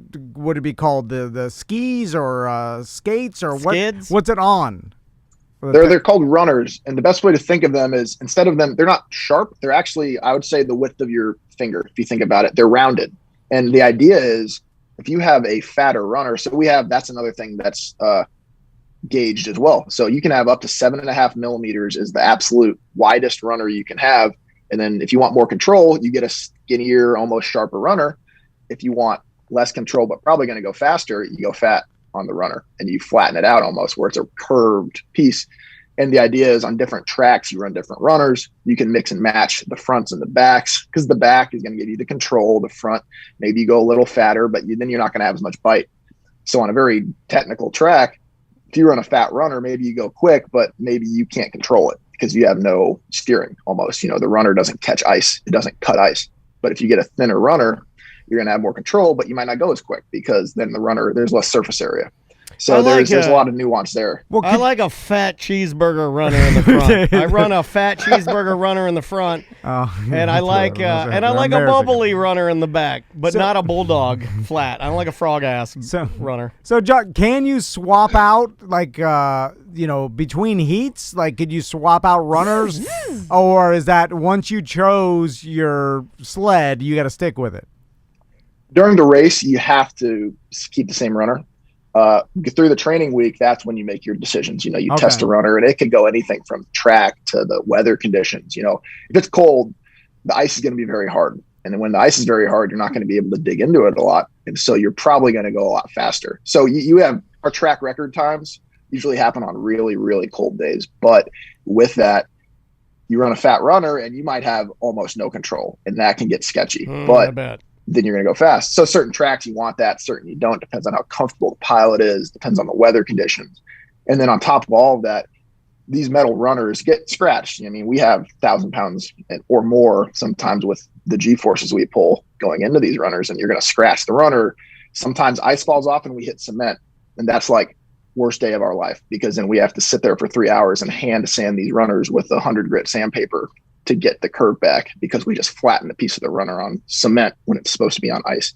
So we take care of these runners because they're pretty expensive. Oh, I bet. And we got to really get them ready for a race day. We sand for probably 2 hours almost each runner. We'll go from 100 micron all the way down to polished paper to get these runners almost a mirror shine to make sure that they're as fast as possible going on with the race. Nuts. Yeah, you can hire some kids to do that, right? Like, oh my God. That's one of the little known things with our sport is we kind of are our own pit crew. We have a mechanic, and the mechanic does the big fixes and it really takes care of the sled if there's something in the steering that's messed up. But as far as the runners go, and as far as just cleaning the sled, taking care of the little things, that falls on the athletes. We transport our sleds around Europe. We drive them in box trucks. We drive them ourselves. We pull them out, these 500-pound pieces of equipment, put them in garages under hotels. That's where we set up our garages and our weight rooms. This is an intimate sport, man. This is like a band of brothers type of. Yeah. Yeah, I like it. I really, really, really like this, man. I would assume people would think at home that you guys have a crew and you just show up as athletes. They do. Yeah, we don't know nothing. We assume everything and then we're too lazy to look it up on the internet, and it's all there. Well, it's just tough to know that because it's all behind the scenes. You think it's skiing, you have ski techs and they'll wax it for you. But for us, it's all personal. We sand runners by hand. Personal question: has anybody ever accidentally soiled their speed suit?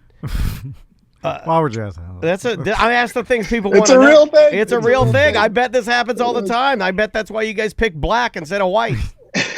we had white one year. That was a bad move, but some turns, if you think about it, you get into a turn going fast enough, and the reason we're able to, if you were to be standing at a turn and we come through towards the bottom of the track, we could be anywhere from 5 to 6 feet up in the air glued to the wall because of the G forces and that centripetal force almost hugging us to the wall because of how fast we're going.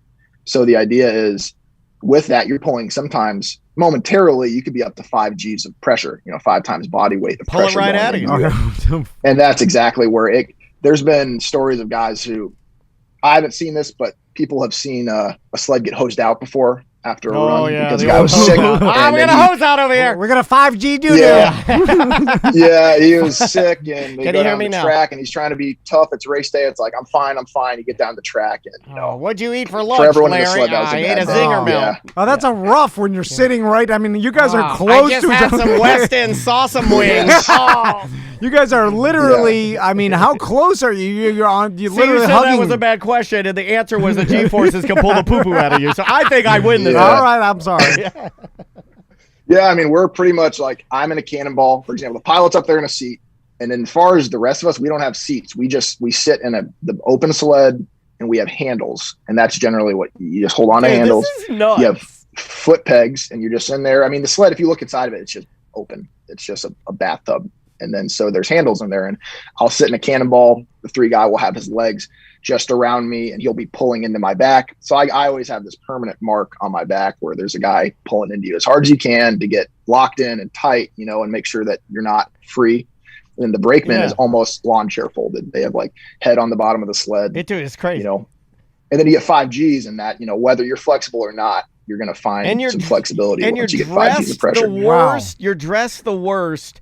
And in the worst formation for crashing. You know what I mean? Yes. Because you're you're already twisted up inside there. So when you crash, it's just got to be a bunch of parts everywhere. John, right? has there ever? You just grit your teeth and you just wear it pretty much. Has there ever been man. a horrible, like in the bobsled universe? Is there like some story about like, oh man, in '86, the German bobsled team hit someone, on the track, God, or they exploded and they'd all poop their pants. It was just like has there ever been something like crazy that happened a long time ago that's like the legend in bobsledding?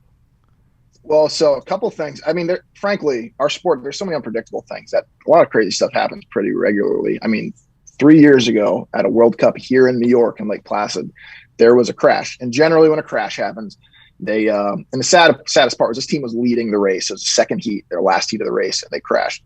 But generally what that happens is there's a low point on the track. Most tracks go downhill for most of it, and then eventually they pick uphill, and that's when you start braking. So if you do crash, you're going to end up in low point. So as soon as there's a crash, everyone goes to the low point to help get the sled out, and the medical staff's there to take care of anyone who's hurt. But what happened was they crashed pretty high on the track, and generally that means they're going to be pretty slow at the bottom because they don't, they're not building speed because they're on their head instead of their runners. So there was track workers who got into the track, but some tracks, once you do crash, you can go into a turn and it can flip you back onto your runners. So 1 second you're on your head, the next second you're back upright. You got to steer again, and that can happen. And this track worker didn't hear the all clear, like, hey, back on the runners, sled's back on its runners. And there's a video in the middle of the race. The cameraman from NBC is screaming at him, like, get out of the track, get out of the track. Oh, no. He dives, misses it by a foot, barrel rolls out of the track. And not only would he have gotten messed up, obviously, the whole crew would have gotten destroyed. You go over the top of that and you have guys' heads exposed. That could be really bad. Oh, my God. Luckily, nothing bad happened, but that just gave me put away from goosebumps. getting hit. I thought you were going to Larry, to like, someone he being turned into a exploded. red No, mist. no. Yeah. Oh, my I God. wouldn't talk about it like that. We don't really know you, and through the power of Zoom, it's funny. You don't know. I'm trying to read you, and I'm like, oh my God, what's he going to tell us here? But that was compelling. You did a great job. That's a compelling ass story. I mean, and another example is we were in Latvia. Sebula, Latvia has a track, and it's an older track, and there is wood at the top of the track. And in some turns, you build a lot of height, where some pilots are like, I need to take this high pressure line and then dive out at the bottom of the turn to keep speed. And some people actually roof it, like you'll just tap the roof. And for example, this pilot from Korea, who's an Olympic silver medalist, a good pilot, he took the high line. They hit the roof pretty hard. The back runner implanted into that, got pulled out the back of the sled. So as the brakeman in two-man, I'm in the lawn chair position. You're folded. And that runner is pretty much right under your hamstrings, almost at your glutes. And that runner, the entire axle got pulled out and drug the whole bottom of the sled out. So the rest of the run, that brakeman his ass was on the ice the whole way down. And I mean, they get to the bottom, and obviously this is horrific. Like the whole axle is hanging out of the roof in one part of the track. The sled's gone with the athletes. Luckily, they're both okay, but obviously terrifying. And these are things that happen. You have crashes, and these sleds can get mangled. Like there's just a lot of sketchy stuff that can go on. Did his skin his butt cheek off? I mean, my God, I would figure Chill out. Just the friction would rip. I mean, even though if you have like a non-skid, I mean, they're probably only rated to a certain, amount, right? Yeah. I mean, we have a guy on our team who his first year, he's a pilot now. His name's Tyler Hickey, but he was a brakeman, and in one of his crashes, he had a burn vest on, and he had to he has a nasty scar on the back. Usually you get burned in like this area of your shoulder. Yeah. Because you get pulled out of the sled and you're either on your head or your shoulders. Sometimes you want to take it on the shoulder. Another time you want to put your head back and give your shoulder a break if you're crashing. And he wore it all on the shoulder, and he got a pretty nasty skin graft. And does anyone know if we have a lot of scars in this area in our sport? Does anyone know if this Korean man has an ass left? It was apparently got pretty bad burn, I would assume. But more than anything, I mean, you get to the bottom and you're just, in shock. And I've never had a frozen. I've had a good rug burn or a good road burn, road rash. I've never had an ice rash. Yeah. So it's similar to road burn is the best way to think of it. But it's like that's what we were, motorcycle equipment, really. So Josh, let's talk about your run for the Olympics. What's the next step? Where are you guys at right now? How can we follow you? How can we help? Oh, I'm up in Lake Placid right now. We have the Olympic Training Center up here, and there's not a lot of money in our sport, obviously, because it's just not popular. You watch skiing, and people can relate to skiing because I can go ski, or you watch track, and people relate to that because you're running. You don't. There's not recreational bobsled. It's pretty hard to relate to. Yeah. I was going to ask you. There's no one who does this recreationally. Like some dads in Canada get together and on the weekends, like a softball team, they bobsled. I don't know. Funny enough, in St. Moritz in Switzerland, which is the birthplace of our sport, they have leagues where I actually have gone over before, and we've been in a race where there was guys who were 40 plus, there was kids who were 15, and it was just like a community race. And that's over there. That's culture. That was where the sport was created. That sounds amazing. And there's actually a lot of history. It's pretty cool. Yeah. It's pretty cool, but not in a lot of because some tracks are rougher than others. That track's a little forgiving. In Lake Placid, it's a pretty rough transition track, and it's going to rattle your brain a little bit, so they may not have somebody older sliding there. It's like bring your own alpine coaster, Tom. It's like the community comes together, they have the thing, and I'm sure the town takes care of the track, and then they all kind of pitch in, and then it's like, and then they go cool. there, they're jumping around a maypole, they're having some special drinks, they ride it. It's really cool, man. Cool. It's in upstate New York, for example, before it caught traction. It's been an Olympic sport now for a long time, but it used to be where each city in this area, which, is a pretty rural area, every city would field teams. You'd have like you'd find some buddies at the bar and you'd make a sled. That city would make the sled. They would go compete here in Lake Placid at the track, and whoever won that race represented the U.S. at the Olympics and sometimes won gold medals. So sometimes it was never back, this is earlier days of it, maybe 60s, 70s. It might have not 50s. It might have not been athletes. It could have just been a family. I'm in upstate New York now, and it's really cool because you go into town and you're like, oh yeah, my dad has ridden a bobsled before. Or like, oh, my uncle did this. My grandpa went to this Olympics. It's like, and it's not like now where we're training and we have athletes who are really kind of trying to horse the back of the sled. Back then it was just like, it was you made a sled and you represented, and it all came from this area of the country, this small area in upstate New York. And now it's expanded where we have guys on the team from Texas, Florida. You have athletes from around the world and around the country doing it. But for a while there in the U.S., the sport was a team from Keene, New York, some small town, put the team together, and next thing you know, they're the Olympic gold medalists. Wow, crazy. That was how the sport worked. It seems like this sport almost has like blue collar kind of original like community roots, which is neat. How many other guys from the United States are you competing against to make the Olympics? So in my position, brakeman, there's 3 positions in 4-man because there's a pilot, and then in 2-man there's 1 position. Generally, the best brakeman or a good brakeman at 2-man will still be on the 4-man team. There's usually not like a specialist anymore. That's kind of gone away. Now it's, I'll do 2 and 4-man. And that's what most brakemen would like to do. If that's what, some people want to do that. And that's what I try to do. And so the goal is to be on one of those top 2 U.S. teams going into the Olympic year, going into pretty much just January is when this team's going to be named. So right now, I'd say in my position, we have like 30, 40 guys who are brakemen, and we're going to have evaluations pretty much starting in July. We'll have a season all through November to January. We'll race internationally. you have to qualify your country, but at the same time, you're doing your own job interview for that team to be named in January. So pretty much starting in July here, let's go. I'll be competing against everyone else. And, then the team gets named in January, and that's who goes to represent us at the Olympics. That's neat, awesome. Dude. Well, dude, that's neat. Good luck. Congratulations. I know you got some sponsors, some local sponsors. I know Paul Williams was super excited to sponsor you. You want to talk about those guys? Yeah, I mean, it was just really cool. I mean, I was starting, obviously there's not a lot of money in our sport, and a big thing that the hard part with any sport when it comes to that is I'm not big on social media. I'm not great at it, one, and two, it's just in general, I haven't spent a lot of time doing it. So it's always been hard. And plus in a sport that doesn't have a lot of notoriety, it's not like I'm going to get Nike to sponsor me. I'm not going to have the pull to do something like that. But in general, I found out that, hey, I have a lot of really authentic, great relationships with some great people in Sanford and some great businesses. I love the Willow Tree. This everything that has to do with Sanford. There's little things about the area that I just love. I grew up in the area. I went to Seminole High School. My mom went to Seminole High School. That's awesome. I was in the homecoming parade coming down the street. It was like, I just grown up in that area and I love it. And I'm like, why don't I just look for people that I already love what they do? I love their product. And then if I ever needed to tell people about it, I already endorse it without asking for money anyway. Yeah, that's kind of what we do. I like this, man. It's just better. Yeah.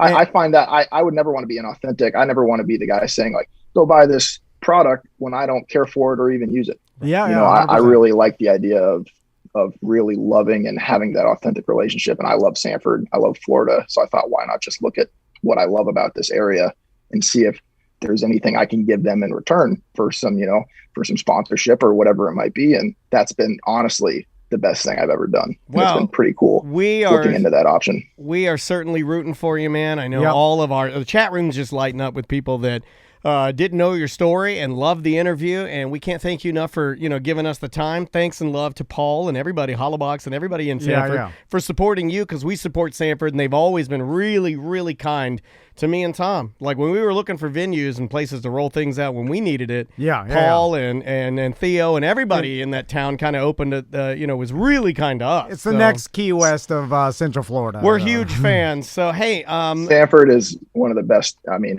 I wouldn't want to live anywhere else, frankly. It's a great facility I have up here at the training center up here in Lake Placid, but anytime I get the chance, I come home, and that's been very important to me. And I don't think that's ever going to change. Awesome, man. Well, Josh, we appreciate talking to you, man, and throw out your social media real quick so people can follow you.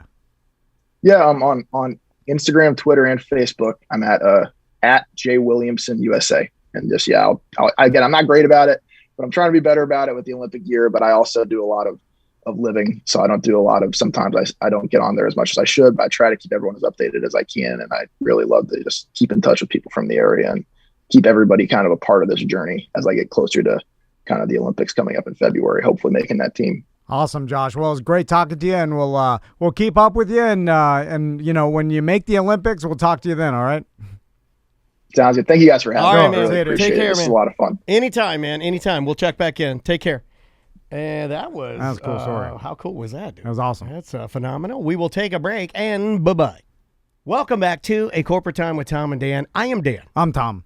So we got an email, I would say last week. Yeah. And the story was heart-wrenching. Yeah. I mean, and to the point where I was like, oh man, like I'm so sad, and it's so heart-wrenching that it's hard. But and then I had to remind myself, I'm like, what am I? You got to man up, and you got to be an adult here, and we got to do the right thing and help promote. And we can't. We got to get the word out. We can't be traumatized by the story. This happened to a person in our community, and we have to help them. And we can't be like, because at first it's so sad that I almost can't even read it without it being like, oh my God, I can't think about it because it's sad. Anyway. Yeah, we have Shannon on the line. So I want to preface that by saying that it's Shannon, what you went through was, I mean, is the most traumatizing, horrible thing I've ever heard, and I'm so sorry that you had to go through that. It has been a really, really long process. So, but I want to focus today and talk about Acts for Adalyn, and I want to talk about how people could help and help your foundation and be involved. So let's talk about that. Yeah. And then flip this to some good stuff. Yeah. When this all happened, I discovered that there are stages in life. We go from newborn to toddler to preschooler to elementary schooler, and yet in death we don't do that. It's either infant or child, and toddler isn't either. Toddler is its own stage, and not that it is a harder loss or a more sad loss. The fact that loss happens is incredibly difficult, but it's a different kind of loss. And I really wanted someone that understood what I was going through. I had quit my job to be a stay-at-home mom. So Adalyn was my entire life from, the time her eyes opened till the time they closed. That was what I did. And it was hard to find somebody that actually understood that. When we went to the funeral home, they gave me a teddy bear that had Adalyn's ashes in the back. And I had no idea how much I needed to hold her in any way that I could. And that was the closest way that I was going to get. And I found out that those teddy bears were insanely expensive, and that for most people, it's going to be very cost prohibiting to be able to have that kind of comfort. And so I decided that I would take all the things that weren't available to me, and I would make them available for every toddler lost mom that was to come. And so Acts for Adalyn Foundation was born. Well, Shannon, it's an amazing thing that you started this to help others after what you went through. And we didn't go into that because how do you even say that? But I feel like our audience wants to know what happened, because I'm sorry to even ask that. But no, it's okay. We heard. I remember hearing about the story because my wife told me, and she was devastated by it, and we're all as a family devastated by your loss and how. And so I don't want you to talk about it if you don't want to, but no, I'll share. I think part of it is knowing what has happened. I try to keep referring to this as the beauty that comes from ash and rubble, because the story is horrific. And sadly, it's not a story, it's my reality. This is every day I live this. Every day my daughter is gone, and every day my husband is in a group home because he is catastrophically disabled. On June 2nd of 2019, my husband and I took our 17-month-old daughter, Adalyn, on a bike ride. It was her absolute favorite thing to do. She loved to be outside. That was her big thing. And while we were standing at the crosswalk on the sidewalk to cross the street, a drug driver jumped the curb and ran us over. It killed my daughter. My husband was resuscitated 9 times that night. He has a catastrophic brain injury to his left frontal lobe. My right leg was shattered and had to be put back on my body. The hardest part for me, though, was that I was conscious at the scene. So I watched all of it happen. Oh, my God. And there was absolutely nothing I could do because my leg was so broken I couldn't get to him. I tried to crawl, but I couldn't. And my parents were the ones that went to Arnold Palmer because Dane and I were being transported to ORMC to go to their trauma bay.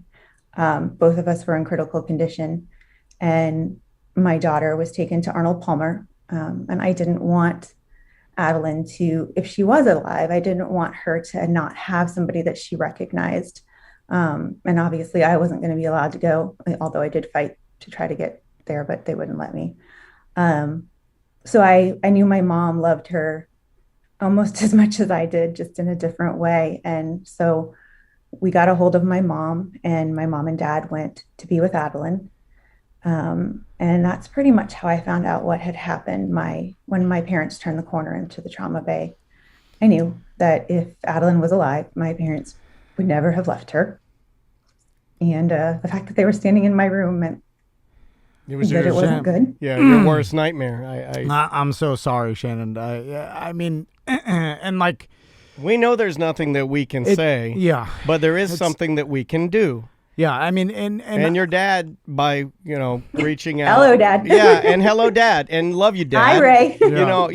I know Tom's. You're getting all of us, and rightfully so, right? This is the time that, like you said, out of the ashes, we can do something. Yeah, and then Shannon, like, I feel so weak because just listening to your story throws me into. How can she even tell this story? That's ultimate strength, man. A full-blown anxiety attack. Like, I'm just like, it traumatizes me. And so but I got to remind, and everybody is like, everybody's hearing this. This happens to like, people every day. Oh my God, this is the worst thing I've ever heard. I can't imagine. But that's why I felt like it's important to tell your story so people can be like, all right, well, what do we do? Because at this point, we're all human beings. We want to help each other. If something horrible like this happens that is out of anybody's control, random happenstance is insane, let's help you out. And then telling your story, telling where people can go to help you, or if they want to donate to purchase, to donate, these pairs for mamas. Funny. Yeah. How can we help? She's all dressed up. This is her. Oh, there she is. If I can get her up here. Oh, there you go. This is the bunny that, well, not this bunny. This is Adalyn bunny, but this is the bunny that we send to the moms that are a part of Acts for Adalyn. And then in the back, well, you can't really see it because she's dressed up, but in the back there is a zipper. Let's see if I can get it. There you can sort of see it. There's a zipper so that you can put something special of your toddlers inside. In mine, I have a small urn of Adalyn's ashes, but we've had moms put blankets, the last outfit their toddler was in, pacifiers, just things that mean something special to them. And I love to hear what each person picks because it's so different. And I think that's really neat to see, because I think that kind of shows who the toddler's personality was. It's just their choice is just as different as the person was, and that is amazing to me. But when I sent these, I knew what it had done for me, but I had no idea the impact I was about to have on other mothers and the impact that Adalyn's life was about to have on the world. We are not just in the United States. I had started with a plan to only do Central Florida. I actually started with a plan to fundraise our first year, and that went right out the window because I found out just how many of us there are. Yeah. I got a phone call from a mama in Illinois whose son was 17 months old and was at daycare for the very first time, his very first day, in a pup, like in a official, not an in-home daycare, like a regular daycare. Yeah. And they had moved him because they wanted to socialize him because he was about to be 18 months old. And he somehow got into, on the playground, he found some rocks and he swallowed one and he choked to death. And that mom called me right after it happened, and it broke me. He was Adalyn's age, and I just couldn't imagine the horror of getting that phone call. And so Acts for Adalyn became across the United States. I love it. Yeah. And then I got a message from a mama in Canada, and I started to realize that grief doesn't change by zip code. It's the same everywhere. And the resources for toddlers, there aren't any. We are the first in the nation to do what I'm doing. And since then we have one in Canada, potentially two. Actually, I talked to one last night, 2 in the United Kingdom, 1 in Italy. And we are literally across the United States. It's so good because grief is something that, and we talked a little bit before you came on the line. And again, I love you for even coming on the air to do this because it is, I understand how absolutely hard this must be, but also the grief portion, we don't handle grief well. I don't know many people that do. Certainly as a nation, I don't think we do. My wife hasn't handled grief well. I haven't handled grief well. And for obviously a mother who just recently lost a toddler. And it's funny you say just how many there are out there. I know 5 different mothers right now that just friends, it's terrible. It's just not something that's talked about, No. I guess in our society, we've started talking more about miscarriage, and we talk about stillbirth, and we have foundations for that. And I don't think that either of those are less important than toddler loss. It's funny. You're right. I think it's the most scary thing. And I'm sure we've thrown thousands of people into full-blown anxiety attacks. I'm going through one right now just because it's the most terrified as a parent you are thing that could possibly happen. And we got to be adults about this and realize these things happen, and we got to support in any way we can. The thing, the people that it's happened to, and that I want to talk about the walk. Yeah. And, let's make sure that we plug, because people the will memorial ask us, walk, how do we help? How do we get involved? Well, here's something that you can do to help out. June 2nd on Wednesday. June 2nd is the day that Adalyn passed away and that our family was destroyed. And this year I decided that instead of just spending the day mourning her, which is pretty much what we did last year. And I mean, we had a beautiful service. We had bagpipers and violinists, and it was absolutely beautiful. But I wanted to do something different this year. And our foundation really needs help. It's a new concept. It's hard to get the word out to people. It's hard to explain why we are so different from other people. But we are. And so we created, it's called Adalyn's Angel Walk. And the path that they will walk that night is the path we took on our way that night. So that when they get to the cross where Adalyn was killed, we will place angel wings at the time of the first 911 call on her cross. And my little brother is having an A made. He had a cross made too. It's beautiful. But he's having an A made, and it'll be wrapped in like chicken wire so that you can put flowers in it to honor her. Oh, cool. So we'll have a bunch of pink flowers to put in. Pink was her signature color. And she had just learned about flowers. If you actually end up on our website, you'll see there's pictures of her, because we did our Mother's Day pictures and I had tulips, and this little girl was thrilled with the flowers and she wanted everybody to sniff them. And she loved flowers. So we will do lots of flower things for her. But more than just her that day, we're going to honor all the toddlers that I have. We're going to put their name. I think that's one thing that people don't know that is really important. For a mother who's lost a child, you don't remind us that we've lost our child by talking about them. If anything, it's music to our ears to hear that our child's name is still being said. And so that's one of our big missions with Acts for Adalyn, is to make sure that every toddler's name is said all the time, everywhere across the world, that they are not forgotten. And we may be small right now, but we are still saying their names, and we will be honoring them on June 2nd as well. The walk is open to anybody. You can participate virtually. You can participate in person.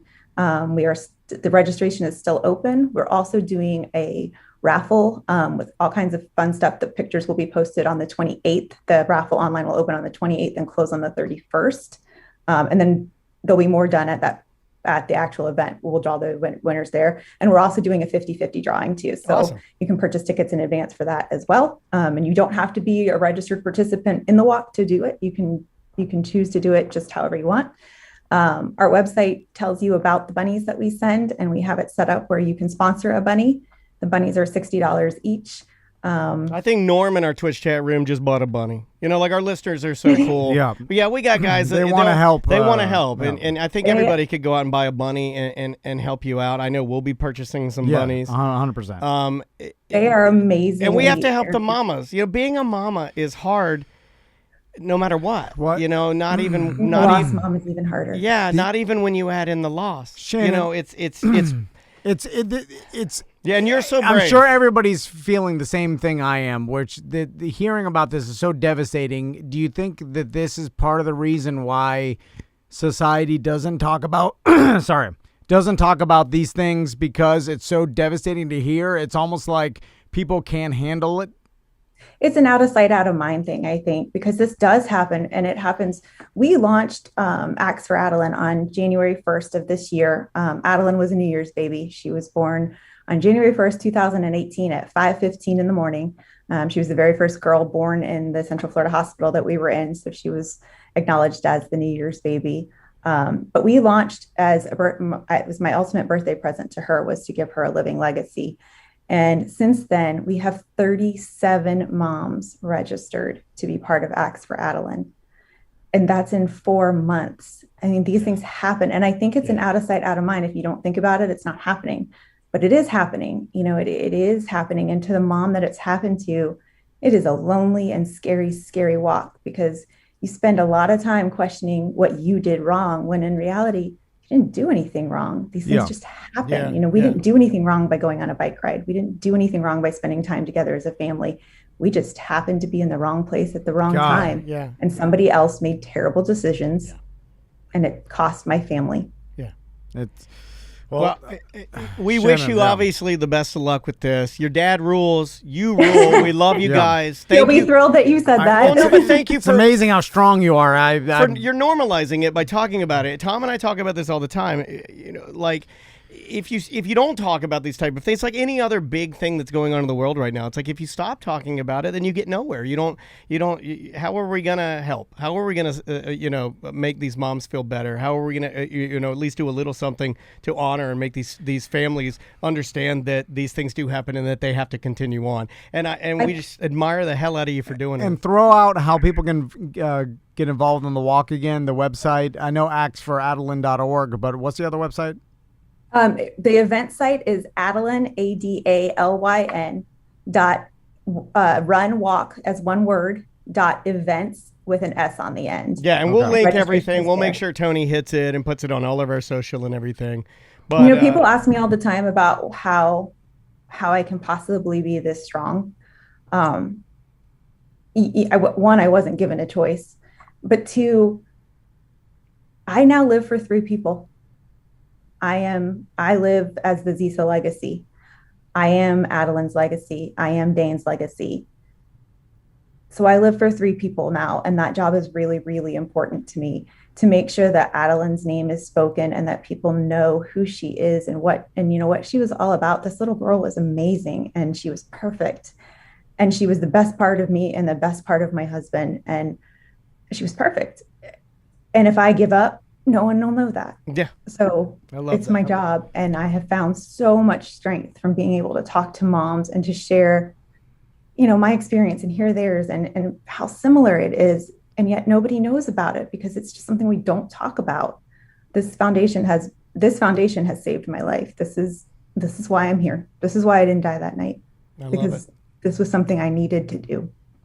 Well, Shannon, it's unbelievable, just how strong you could be and how strong the humans could be. And you can count on us. We're the... So if you ever need to promote anything, just let us know and we'll help you out, okay? Just shoot for We will definitely have more events in the future. This is our first one, so bear with us as we do this. We're probably going to hit some bumps along the way, but I am thrilled to be doing if there are any bumps that we can help you with, just look for the immature guys that love kid charities because we're your guys. We know a lot of people in this town, so if you ever need anything, just hit us up, okay? And as we get older, we just want, I'm with Tom. We just got to do as much good as humanly possible. So we love you. We love your dad. And check back in with us and good luck on the event, okay? Thank you so much. All right, we'll talk to you soon. See ya. Wow. We'll take a break and we'll come right back. Yes. Welcome to A Corporate Time with Tom and Dan. I'm Tom.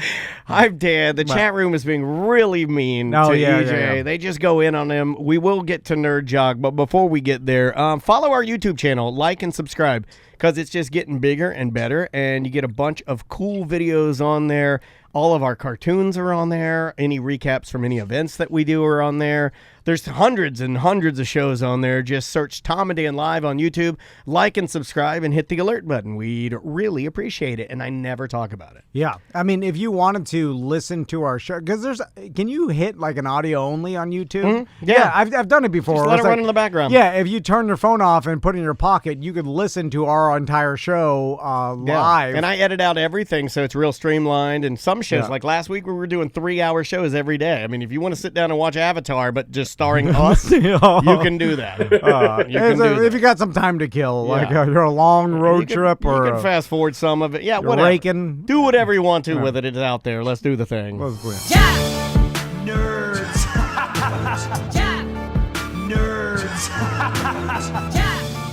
Nerds. Jock, nerd, jock, nerd. It's Nerd Jock with EJ. How you doing, EJ? Good. Thanks for taking my call, and thank you for paying off your bet. I put it in Doge right away, which was perfect timing. Although that whole crypto thing is insane. So you actually did put it in Doge. You got a wallet. Yep. You got yourself a blockchain wallet, and you bought the Doge. How much have you lost already? No, it's up. It's up today. He put $50. So yeah, where but do you got? Like, where are you at now? $51? I think it was at like I bought it at like 29, and it's at like 34 right now. I thought. All right. Wow.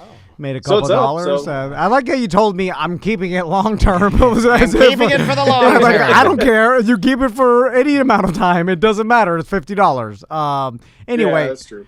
Not But he the did SI pay man. his bet, so if anyone questions that, Tom's not a welcher. Well, I take gambling very seriously, and if I seriously, I do. I'm like, I take like gambling seriously. Seriously. That's what you said. And I don't, if I bet you something, I will pay it off. EJ's boss is there. Heard the door. No, he's going in and out. It's my assistant, Carlos. Hold on. Carlos. Wait, you have what an do you have an assistant? assistant Everybody to has do? assistants. Seth has a Carlos. You have a Carlos. Does everybody have a Latin man working for them? Latoya. Sorry. What does that mean? What did you just say? Latoya. What is that? The Jackson Wars have begun? The Jackson Wars have begun. No, the Julio Jones is getting traded. That's what that Latoya means. Oh yeah, well we know that Julio Jones is getting traded. That's not. There's no question of that. So let's start. You want to start with Jock? Yeah, let's get Julio out of the way. Jock. Yes, let's already did that. I sent a meme to Dan the other day, and it's because Julio Jones was wearing a Dallas Cowboys sweatshirt. Did you see the picture? And like Dallas Cowboys fans are losing their minds. Yes. So it sounded like it might have been a bit of a trollness. So it seems to me that Brady kind of basically paved the way for all these players to just decide where they want to play, and they realize now, like, look what Brady did. He switched teams and he won the GD Super Bowl. Now the likelihood of anybody else doing that is slim to none. It's a lot of pieces, right? But it starting with a quarterback, I would imagine. It showed everybody it's possible. It's kind of like you do a trick. It's like, but it may be only possible for Tom Brady. Well, to have that success, but it's possible for everybody now to kind of switch teams, and people are like, oh, well, look at them. It seems like people back the players more. They're more popular. Yeah. They can kind of create their own buzz on social media. They don't need anybody to like. So this whole Julio Jones thing is interesting, and the fact that you heard the Shannon Sharp show tape and stuff, right?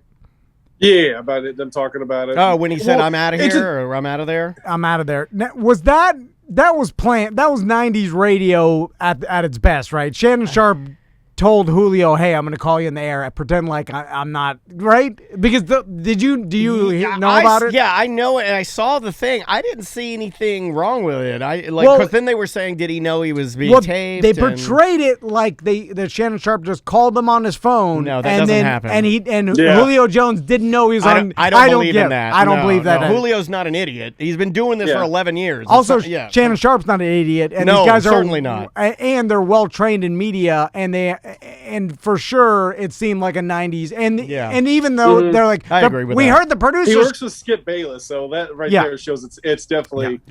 But I've heard people in other media be like, the producer yelled, make sure you tell him he's on the air. That's how you know it's real. I'm like, of course he did, because they know how to play this. They're not. This is. I say 90s radio, you mean but like when the supporting cast reacts to the bit that the host is doing, and like, what? This sounds like 90s wrestling. That definitely happens. We may have done that, you and I, before. Only we put people on the air without them knowing it for real. We'll do it for real. We're those guys. With our lawyers screaming, don't do that, we'll still do it. Anonymous on the air is our game. But go back to fishing for scumbags. Someone needs a mini bike. So now it seems like a plan, like this planned out, like the agent, the athletes themselves, the publicist, they have this plan of like, hey, create some social media buzz. Obviously, you wear Dallas Cowboys shirt, which was weird because Shannon asked him, are you going to the Dallas Cowboys? And he's like, no, I'm not. Or like, so I don't know. He's just having fun. Yeah. So it's just you create this speculation, and it fires up the internet, and then that gets teams' attention, and then they start giving you offers. Is that the plan? Yeah, increase your market value by like put yourself out there, I guess. Instead of being on the trading block, which he's still under contract with the Falcons, isn't he? For like another year, right? Yeah. But there's amount of money they want to split it between this year and next year. And if they can get him, I think if they can get something for him before, is it June 1st? Yeah. If they can get something before June 1st, then what it does is it splits his contract between two, which actually helps them against the cap. Against the cap. Yeah, so it's advantageous. Wow, I paid attention. And by the way, Julio knew this was going to happen from the everybody knew this beginning. was Yeah, gonna like his happen. agent, his lawyers, like it's funny that people like perceive like this is like sprung upon him. Like he had no you idea. don't need like, to text me. I'm not concerned about it. like Whatever. They knew this was coming last year. Like, Yes. You know what I'm saying? They're planning their career out multi-million-dollars. Like this is he's got a brand, a business behind him. He's got people that work for him. He's got agents that make a huge living off of him. Like this stuff is planned. I don't know where he's going to go. There's a million speculation. Everybody wants to fantasize about getting Julio Jones. I don't know how much it matters really. Like, he's Tampa Bay. He's kind of to the moon. He's kind of the end of his career. You never know, right? People talk Chiefs and stuff. I just don't. Oh my God. Because Tyreek Hill and Julio Jones. Jeez, Louiso, man, that's a Pro Bowl team. Because there is this weird value that's starting to arise where, as a brand and as a professional, like if you're the top of the top, biggest, like a Julio Jones wide receiver, maybe you take a cut and you take less money to give yourself the best chance to win a Super Bowl. Yeah, you have money. You need clout. You need rings now. You need wins. He said that. I think his final quote was, "I just want to win now." So you take, like, let's say you take a pay cut and you could make $5 million a year more, but you do it for the possibility or giving yourself best chance to win a Super Bowl, which could be worth $10 million, right? Where have we seen that before? Who's done that before? Who's taken a pay cut in order to put it? I think the entire Tampa Bay roster, right? Exactly. And Brady's been doing it, and now a lot of teams are like, man, well, I already have millions, so is getting an extra $2 million by going to a losing team better than? Yeah, but you could get the Super Bowl endorsement. That's $4 million. Yes, yeah. It's just business. How do you want to run it? Anyway. Okay. Well, since we're talking about 90s radio, Dan, did you get that video I sent you? I did. Yeah. Let me pull that up real quick. Why don't you explain Since we're talking it? about 90s radio, okay, so it's Kenny Mayne's last day on SportsCenter, and of course, since he's pulling out all those stops, he gets Aaron Rodgers to show up for his last day. And Aaron Rodgers hasn't been doing a lot of interviews since the whole announcement that he's like having trouble with the Packers, and he hasn't showed up to OTAs and stuff like that. So Kenny Mayne got him to show up at the end, and he kind of goes out with a bang. Kenny Mayne does. Okay, here we go. I've got this queued up. Let's see if this works here. This is Aaron Rodgers. Hey, just last thing. Right? Last time we did the interview together, you told me to go heavy in the cryptocurrency game. I did. We're down 40%. Then I lost my job. Gretchen just wants a new comforter. F you, Aaron Rodgers. There you go. There you go. What do you think of that? You're buying.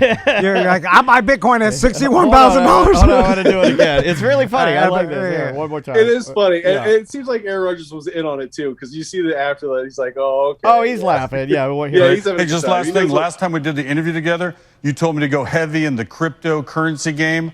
I did. We're down 40%. Then I lost my job. Gretchen just wants a new comforter. F you, Aaron Rodgers. It's funny. His delivery's good, right? I like it. It's fantastic. Yeah, he's always funny though. He does a lot of funny stuff. Yeah. And it's well done. It's funny. Aaron Rodgers looks like a cool cool dad. surfer. He's like a cool dad. He's in Hawaii, I think. Is he? Yeah. So.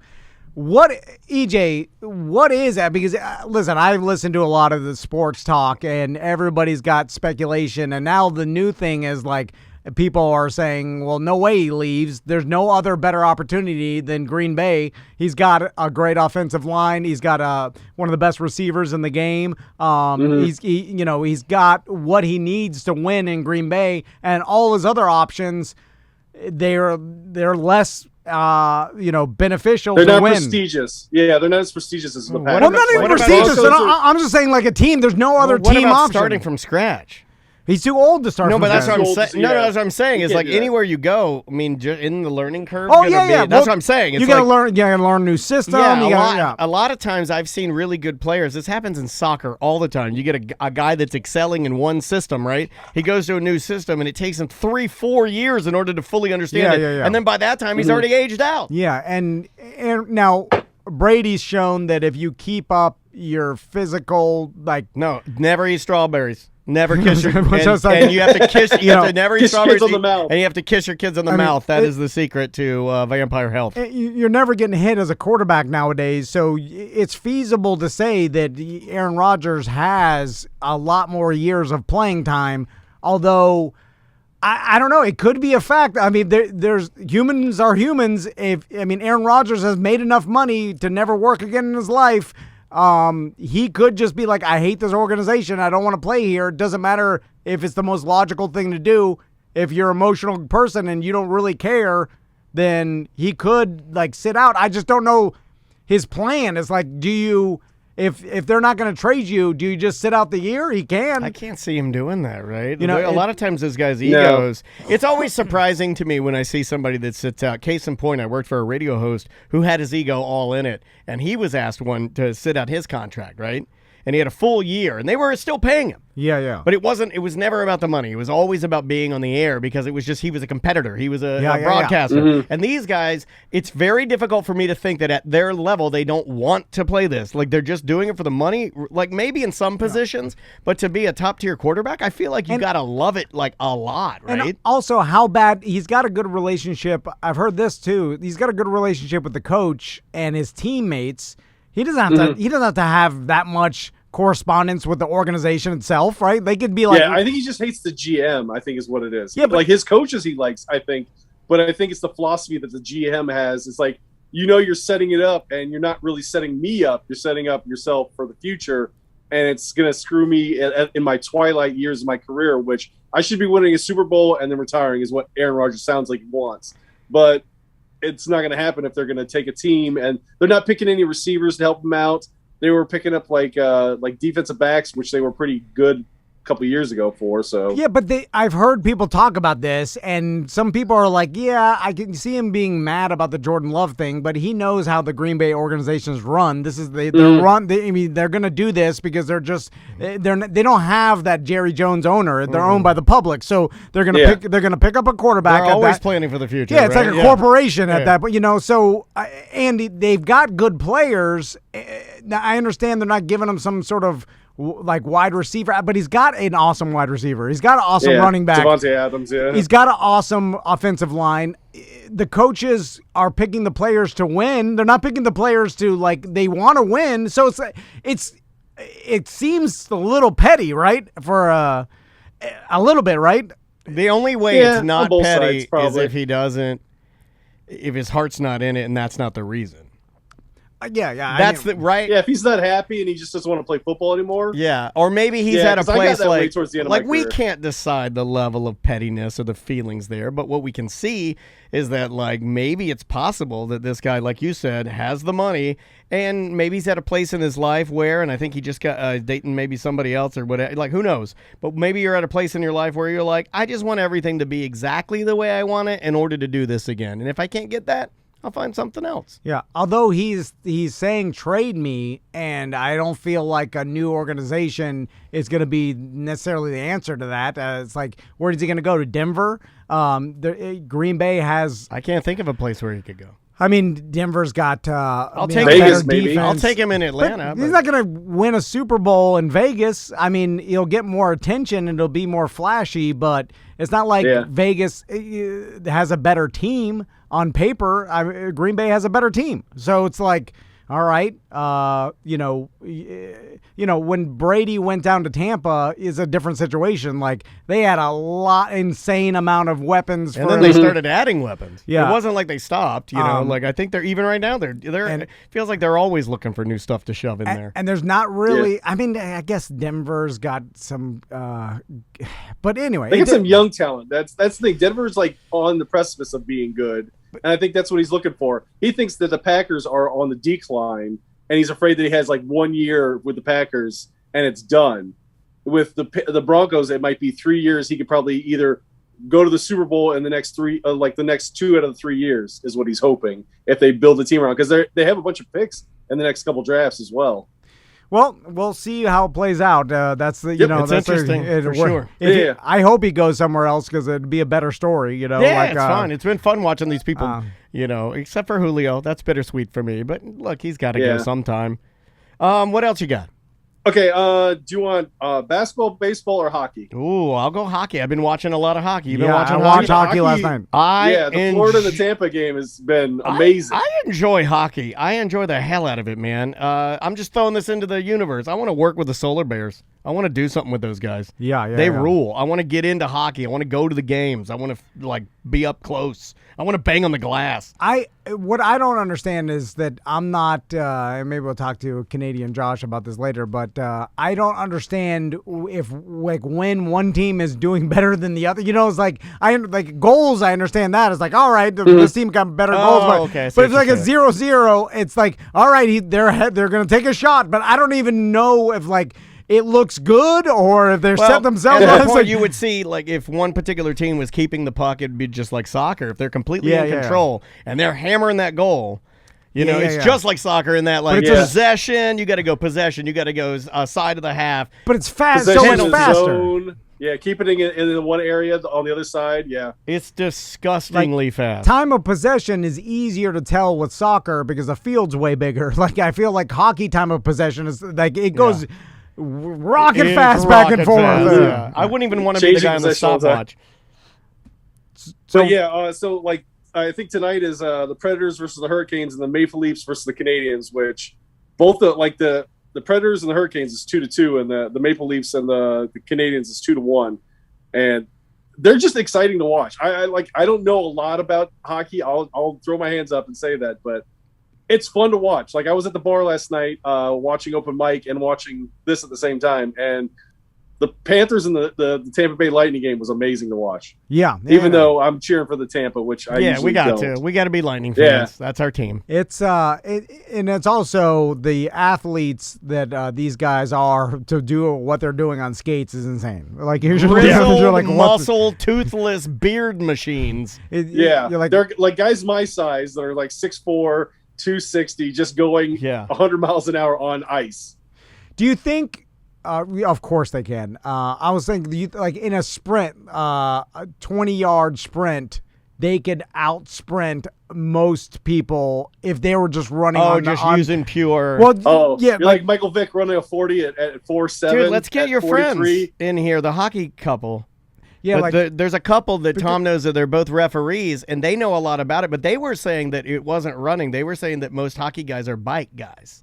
No, really? Yeah. Remember they said if you didn't start, they'd make you bike the game. So you'd have to go and ride the exercise bike while everybody else is skating. You ride the length of the game is what they were telling me. How fast could they run the 40 on skates? Well, their cardio is going to be high as hell, right? Well, I'm just talking about pure explosive sprint. Can they sprint in skates? Yeah, well, they sprint. I've seen them. They'll literally run with their skates sideways to push off. Right. But I'm like, how fast are they? Are they faster than the normal person just running on a street sideways? They gotta be, right? I think so, a little bit faster, because usually they hit a top speed of 35, 40 miles an hour, don't they, on ice?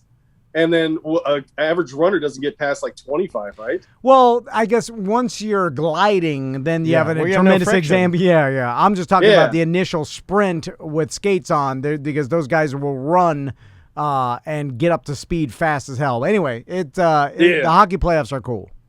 Yeah, okay. The next story I want to talk about is Major League Baseball. There's been 6 no-hitters already in the league, and I was reading about why that is. They altered the ball a little bit, and they're calling it deadening the ball, and what they do is there's a little wool core inside of it, and usually it's been tighter in the past 4 years, and they have a thing called COR, which is correlate of oh crap, I had a piece of paper that said it.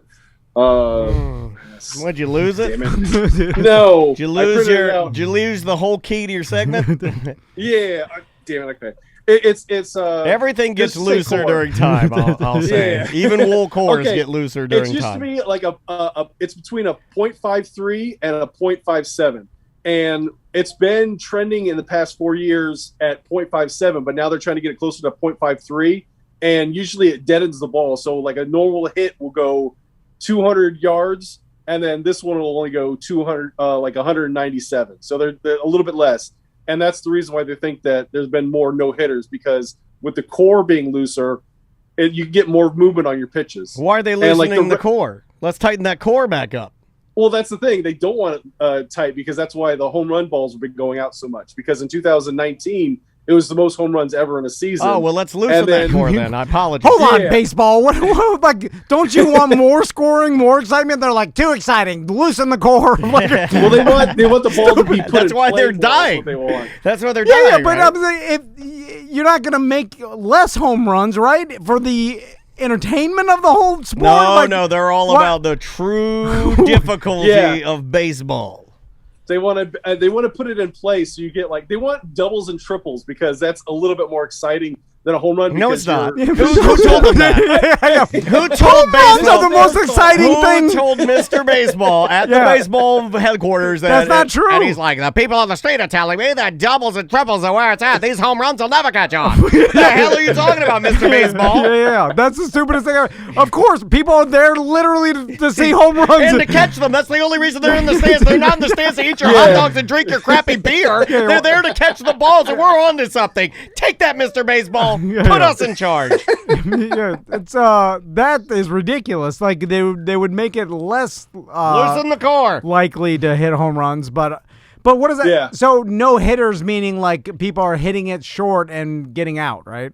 Yeah, or the pitcher is throwing strikeouts, and the record for no hitters in a season is 7. Hold on, and it's already been 6 already, and it's not even halftime for the season. You mentioned that it affects the way the ball is hit, but how does it affect the way the ball's pitched? The way the ball's pitched, you can get more movement on your pitches. So in other words, for pitching, Greg Maddux was known for placement of his pitches.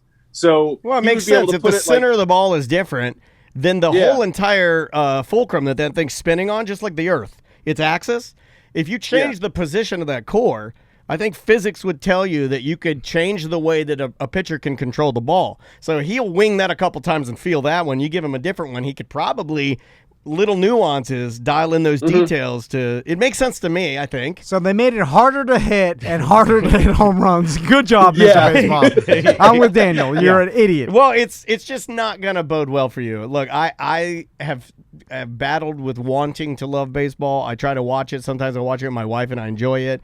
It's just it seems like the decisions they make are not for the longevity of their business. Yeah. So should we talk about NBA or should we move over to Nerd? Let's go. We got NBA. Yeah, we got time. We got time. Okay. Well, have you been watching it? LeBron James flopping and starting a scuffle at the Phoenix Suns versus the Lakers game? No, I heard about it. I haven't been watching it. I did. The last I heard was Charles Barkley and the big deal with LeBron and COVID protocol, and Charles saying that the league does not have the balls to. He should have sat out. He should have had to sit out for 2 weeks. Is what he should have done because he violated protocols. Yeah, and they're not going to do that. And the rules should apply to everyone, not just if you're a superstar. You're not exempt from the rules. Well, he is. So yeah, it seems Mr. like Basketball disagrees with you. Yeah. Is that? Oh, I heard that about LeBron not wanting to say he was whether or hanging not out with Drake.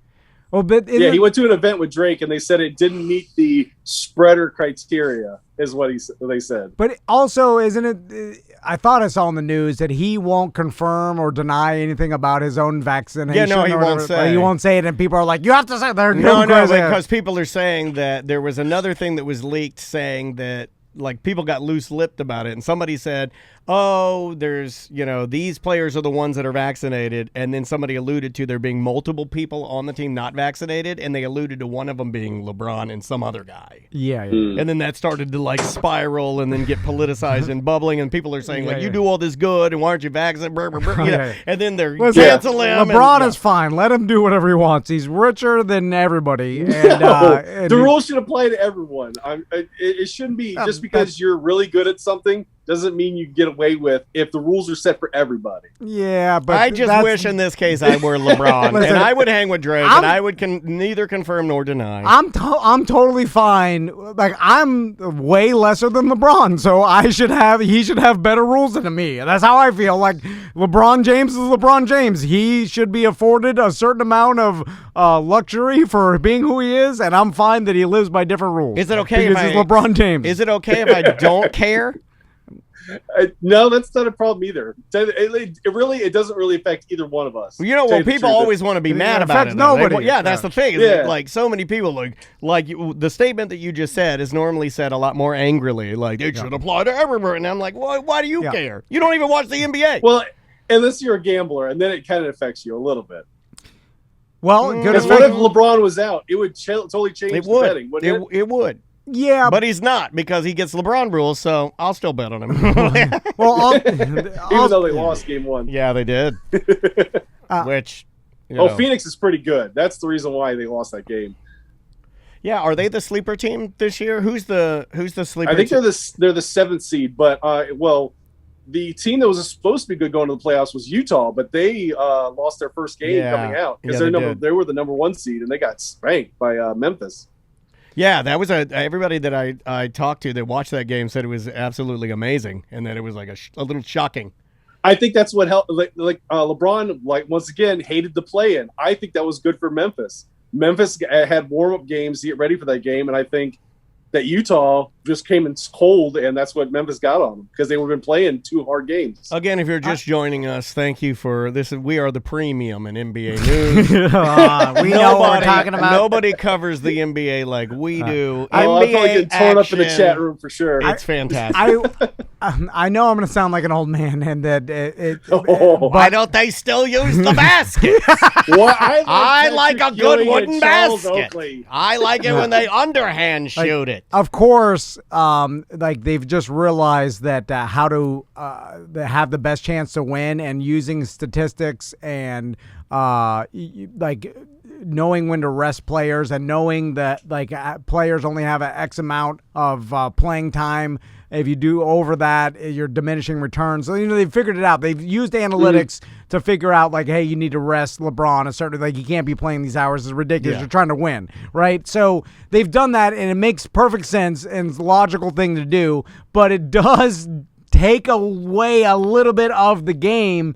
Because if you look at, you watch that Last Dance documentary and, Michael Jordan and the things these guys did and, playing sick and hurt and, doing ridiculous. Jordan playing in his old shoes. Yeah. That's a good, ridiculous things that happen. Crazy, and they almost sound like tall tales, right? When you put them up to his feet are bleeding. Yeah, what players have to deal with now. It sounds like a tall tale. It sounds like a legend or a lie, but it's not. But you look back and you're like, they were tougher back then. They wanted to win every game, and then it does make a difference. You're like that. It was true. Now LeBron wouldn't play if they stole his jersey like they did Jordan. But you say the but game. It was you stupid. have to say the game was different, right? Yes, of course. It's a different game. The entire sport was different, and they understood different things. But still, and it was stupid as hell that they're doing this. They're like, why are you letting Jordan play? Why you're letting Dennis Rodman go to WWF during the middle of the playoffs and come back and come back to play? He did it without even telling them. No, I know. They're watching him with Hulk Hogan. He's riding a motorcycle in the middle of the playoffs, and then it just comes back. That was the best part of the documentary, by the way. What I enjoyed the most was Dennis Rodman just being bananas. And they're just like, we gotta win. Screw it. He rebounds. You could put him on my bucket list, interview list. It would never happen. But Dennis Rodman just on a Friday free show, uncensored. Pure crazy. Just tell me some stories, man. I'll just sit back and listen to everything you have to say. To have sex with Madonna, just doing that. Just tell me about the wedding dress and Carmen Electra and the horses and the buggy ride. It would be nonsense, though. The guy he's a mumbling idiot. It's so bad. It's like, just what is happening? So sloppy. Rodman. Oh my God! And you just hearing his face jewelry chained together. It just it does kind of take a little bit away for it. Especially imagine these people that go to see LeBron play and he's sitting because he timed out of his playing minutes, and they're just watching. And then they're like, yeah, we're sitting him for this stretch, and he's got a tweaked foot. Yeah. Meanwhile, in 1973, Italian soccer players smoked cigarettes on the sidelines. I know we sound like dumb old men. I know. Larry Bird couldn't even walk. His back. He paved his driveway right before a game. Yeah. I mean, that is dumb. You dumb old bird. You're an idiot. You're paving your driveway, you idiot. You didn't need to do that. Your back is horrible. You didn't take care of yourself. You can barely walk. God. but he's up there. But hey, he'll call you the F word and drain one right in your eyeball. He will. Not being able to stand, can barely stand, but he'll shoot it. He'll shoot it. He's still got the stroke. Yeah. Anyway, let's go on to nerd, EJ. Okay. Remember I was talking about MODOK for the past couple of months. It is so bad. MODOK. MODOK, the one that's on Hulu. It's a Marvel property, and it seems like a very long Robot Chicken episode mixed with Saturday Night Live's The Californians. There's a lot of inside industry jokes in it. I'm like, you're writing this for everybody. You're not writing for people that are in California that really into the industry. Or maybe they're not. Maybe they're writing it. Maybe they hit did they hit it on the head? Is this supposed to be there are some shows that I've watched that it's almost like they go so inside that they know exactly that they're making it for an entire... For a certain group, yeah. And I almost think that based on Tom's kind of theory that we've been living actually the last 5 years, 6 years, it seems like maybe we will get more of these hyper-focused crazy shows that are about the demographic range is really tight. It's ultra Silicon Valley, because why are you making if you broaden your show so the most amount of people can like it, you're going to diminish the content, right? Because you're going to be don't say that. These people do this, and then you're making it really vanilla. And then if you hyper-focus it to a exact demographic, and you're going to have a super engaged demographic. Now, the rest of the world will hate it, but this 2 million people will love it so much that the power of that is stronger than... Now, here's what I would say, EJ, is that they're just borrowing a concept from, YouTubers. You take YouTubers that, even our branding agencies worked with. Danger Brands worked with Rocket Jump. Rocket Jump... A lot of people know Rocket Jump, but a lot of people don't know Rocket Jump. But they did Video Game High School and some of these other shows, right? Yeah. Mm-hmm. That is a show for people that love video games. That is not a show for my wife. But there are millions of people that love Rocket Jump and love Video Game High School, and they figured this out, newsflash, 20 years ago when YouTube was in its infancy, and look where they are now. And now you're just getting big. Big TV is going to start doing this, and they're too late. Tell me if you guys are you familiar with, and I don't know if this is true, but it seems like it. This is just totally... I like it when we lie on the show. No, well, it's a theory. I don't know, but it seems like, because I've been looking at TikTok a lot lately. Really? You're the reason I only get mounds. The mounds. The mounds. It seems like the new thing now is to do trick shot videos, but they're fake. They're edited fake, right? And I could tell, for instance, I was watching some TikTok video, and it's the old one where it's the alley-oop one where people throw the ball back and forth to each other as they jump over the pool and do all this stuff, and the last person, it's like they do a chain, and the last person makes the ball at the end, and it's crazy that, they're throwing the ball to each other as they jump off the waterfall into the pool, and then the last person makes it. Yeah. But I could tell that they were, the camera was panning the shot and not just leaving it in the frame, therefore leaving it open for editing, where if they pan with the ball and then show the ball coming out of frame, you could easily cut the person shooting it and then go to the basket and then basically try a million times from a short distance until you get it. And easy to fake. And I looked at it and I was like, this is fake. They just faked a trick shot video. And I'm like, I bet the old trick shot guys from the beginning internet, like the Dude Perfect, are yelling about how the new generation edit too. Dude Perfect edits too. Yeah, but they'll be like, back in my day, we'd only edit out the bad ones. We wouldn't fake it. And it would be real, but we'd make the shot, but we wouldn't just drop the ball from above the hoop and cut the frame out where the guy's standing on the top of the hoop. And I bet you the new school content providers are like, well, who cares? I got the same amount of views. I make the same money. I got the same emotion pulled out of your brain. Whether you knew it or fake or real, who cares? It's almost, not to say I'm an innovator here, but you could say that. That's fair. I did this in terrestrial radio where there was people doing these real things like Whopper Jr. hitchhiked to Gary, Indiana, and it was old school mentality to really do the stunts. And then I was like, why are we really doing them? It's the same result if we fake them, right? Wait a minute. You're like that really on that train? Yeah, but the train was something else. You're like that guy on Facebook that has the blonde girlfriend that he's torturing. You know the guy I'm talking about? No, what There's is that? this magician man on Facebook that has a blonde, like she looks very Swedish. She's very petite. She's very attractive. He has a blonde girlfriend. He's like his assistant. He's like terrorizing her. He's the one that like takes her bra off while she's playing pool, or he'll like bury a rubber foot in the sand of the beach and then stab it with a knife, and then she is always like shocked. It's all fake. Yeah. He's cheating on it. The whole thing is completely fake, but you'll see comments other like, this is fake, and like, it doesn't matter. Yeah. This guy is cashing in, and the views are the only thing that matters. Yeah. Like, full enough dodos, you're still fine. And people... And I hate that guy, by the way. Dude, I say things are fake all the time. Now people are like, who cares? It made me laugh. I'm scrolling on to the next thing. Like, no one cares anymore. Yeah, So don't care. Yeah. They just want that 2 seconds of a little chuckle, like, huh, and then move on to the next thing. It's meaningless. Yeah. Whether it's real... Close your eyes. He's got like a piece of paper wrapped into a cone. He's pouring milk into it. She's holding it. Next thing you know, her clothes blow off and she's wearing a bikini. And I kind of get it, too, because they're right. It's like, if you're going to get the views... And even if people are saying it's fake, it doesn't matter. It's like... Radio stations have been doing this with their website hits for decades. Yeah. Or now they do it with the fake callers. Like, they can't... Getting real callers to tell you anything is insanely rare. Yeah. So you just fake it. Anyway.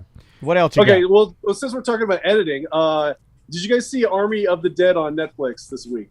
Because it just came out, the Dave Bautista movie. I didn't see it. I heard it wasn't bad. I know where you're going. It's not bad. I know where you're going with this. It gives me anxiety. Story. Oh, yeah, because the editing about how Chris D'Elia was originally supposed to be in the movie. Yeah. And they had to edit him out because of all the stuff he was doing at the time. And they put, I can't remember how to say this lady's name. Tig Notaro? Is that how you say it? Like, somebody spell it. Was it because of his indiscretions? I like when they used to say that. Yeah. I like when they're like, he had certain indiscretions. Like, what does that mean? What does that mean? What did he do? Well, everybody's got some sort of indiscretions. Like, how bad are they? I want to know what they were, so I don't know if I want to hitch my wagon to this. Yeah, like, I got indiscretions, but what are his? I mean, mine is, I like adult films and beer. Those are my two. Okay, like beer. What are yours? You go. I like beer too. Yeah. The guy's Stinky I likes don't beer. like beer. I like Pokemon Go. If the guy's like, I'm a rapist, I'm like, well, we're gonna have to. I can't do this. That's too far of an indiscretion. You're a horrible person now. Yeah. I just like beer. Yeah, I just like a good stag film and a nice cold Bud Light. I like a stripper with some pasties and a cold brewski. Yeah. What do you like? Oh, too far. Anyway, But that was the fun thing about watching the movie. Knowing that going into the movie, I was trying to find the spots where you could tell they edited her in where he was supposed to be. Tig Notaro. Yeah, Tig Notaro Yeah. is who it is. And everybody says she's really good. That's awesome. Yeah, because it's funny because there's one scene where Dave Bautista's talking to her through a fence, and you could tell he was really talking to Chris D'Elia when he was doing it. And then they're cutting back and forth, and you could tell they just edited her in. It looks, though, pretty perfect, right? It's pretty perfect. It's like the Snyder Cut, so yeah. So now we can do this, right? So it's like... We have to go back and get a hold of House of Cards and make some changes. Are they going to go revamp this? Yeah, you got to go back to House of Cards and you got to put Burt Kreischer lead role. Oh, they're going to go back Ghost Dad, Draymond Green. It's like the Saturday Night Live sketch where they were editing out Hollywood Squares, which was like everyone on Hollywood Squares was like a problematic person except for Baby Spice. Yeah. Who doesn't love Baby Spice? It's Emma. I love me some Emma. Things don't age well, and most things don't. Well, men do. Women do not. No. Yeah, men, we age pretty well. Yeah. It's weird how that works. Well, since we're talking about recasting, they're thinking about doing a Highlander reboot. Did you ever watch that back in the day? There could be only one. It was stupid to me. Yeah, it's where you just got to chop the guy's head off to kill the Highlander. Chop the guy's head off, yeah. I remember they're thinking about using Henry Cavill for the new guy. I remember watching that with my dad, Highlander, and I remember my dad not liking that Sean Connery had long hippie hair. Well, he was a Spaniard, but he had an Irish accent. Yeah, that's not good. It was back when they didn't care. Yeah, they didn't care. They was like, put him out there, Sean Connery. He said, "We got Sean Connery. He can't do a Spaniard's accent or Spanish accent." Well, it doesn't matter. It's Sean Connery. Yeah, if there's any woman on the set, watch how slap you're good. We just have to change the scheduling days so there's no females on set. So anybody want Highlander?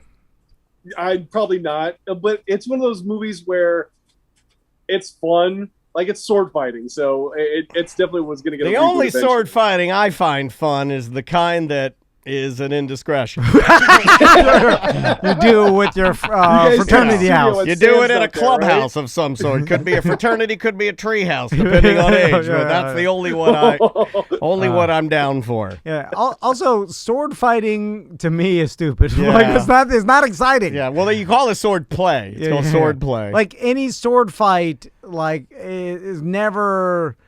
Like that interesting to me. I don't know, right? Does anybody get excited for a sword fight? Wow! I like it when they cut the candles that are lit. I like it when they cut the candles that are lit. Okay, that's kind of fun. Yeah, well, you're talking about like I was about to say Three Musketeers. was that a candy bar. You mean a duel or like? Yeah, that kind of sword. It's stupid. Yeah, on God, like fencing. Yeah.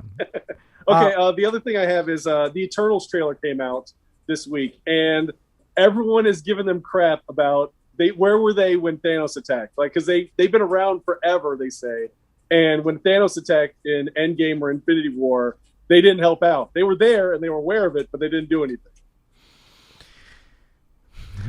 I don't understand how people get mad when I like question movies when I'm screaming at Andy Dufresne sanding the boat. They're just like, let him sand the boat. Yeah. Did you notice I've given you grace because of all these dumb stories EJ brings up? The nerds do it too. They're like, where were you during the Infinity War? Like, if you nerds, like they wrote it in there.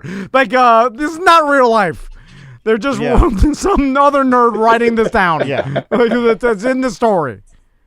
Oh, I just wanted to see your head go. Are you watching Debris? Are you watching is it an Debris? I call it Debris because my wife called it Debris to clown me, and I believed her, so I'm just going to continue with the joke. But there's I haven't watched it. Is it good? No, I mean she says it's pretty good. My wife also watches that Manifest show. I haven't watched that either. It's just like it's from it. They're like from the producers of Lost. It's a story that's exactly like Lost. It's Lost. It's just Lost again. Yeah. Oh no. It's Lost 2.0. Yeah, still but they Lost. couldn't finish it off. Yeah, it's very much like Lost. Like I've watched a couple episodes with her, and I'm like, "This is Lost, right?" She's like, "It's completely different," and I'm like, "You're one of them. You're one of them." Oh, what dimension are we in? What's the word that they use? Are they in purgatory? What's a universe? Oh, no, no. Sorry, this is an alternative universe. Well, that's not stupid. Okay, then let's go to another thing. That we gotta go, EJ. We had no time for another thing. Hocus Pocus 2 is coming out, and then also visit my wife's website for mystic-con.com. August 28th is the next event. Eric Babone signed up for a table, so I'm happy to hear that. All right. Nice. So, taking money from our listeners. That's great. I should have given him a freebie. All right, EJ. We'll talk to you next week. All right, love you guys. All right, we love you too, man. That is EJ live from his work, where he should actually be working. We'll be back with more A Corporate Time right after this. Welcome back to A Corporate Time with Tom and Dan. I'm Tom. I am Dan. You ready to do this thing? Let's do it. Oh, Canada, home of George St. Pierre, Tom's Pop called it Gay Mexico. Seem like we couldn't say that last year, but now it's fine, I think. Yeah, I honestly don't know if we're allowed to. Should I start adjusting? I don't know. That one. Does Josh even know? Josh, do you know? Do I know what? Okay, hold on. Let me wait till this fades out here. Never mind. Yeah. Let's move on. All right, Josh. What do we got first? Well, apparently the Canadian Josh segment is brought to you by Mo. I like that. I'm totally down for that. No, yeah. I thought by hitting that it would stop his music, but apparently I've got some work to do this afternoon. Or we could say, justcallmo.com is brought to you by, but we're going to get all the money from that. Yeah, I'm going to get nothing from it. I know. There will never be an instance where I'll even be able to use Mo because I'm in a different country and we don't sue people here typically. So. But if you did, what happens? He would sue the gravy right off your French fries. So what happens in Canada if you get hit by a car? You're just like, bus? that's unfortunate, eh? Yeah. I'm sorry, eh? Yeah, they're very limited into the lawsuits statute of how much you can sue. So I think, you guys can go millions, tens of millions. Car accident here, it's like 20,000, 30,000 is the most you'll ever get as per law. So that's why it's not as crazy with the lawsuits here. We put billboards up like you won the lottery. You're standing next to a giant check with your disabled partner. No, the new one is now the new ones I've been seeing. But you look fine. I look at him. I'm like, you got 900 grand. What's wrong with you? You look totally fine. The new one I've have seen at least a black eye. Is not the person anymore. I think that ship has sailed. Now it's the attorney.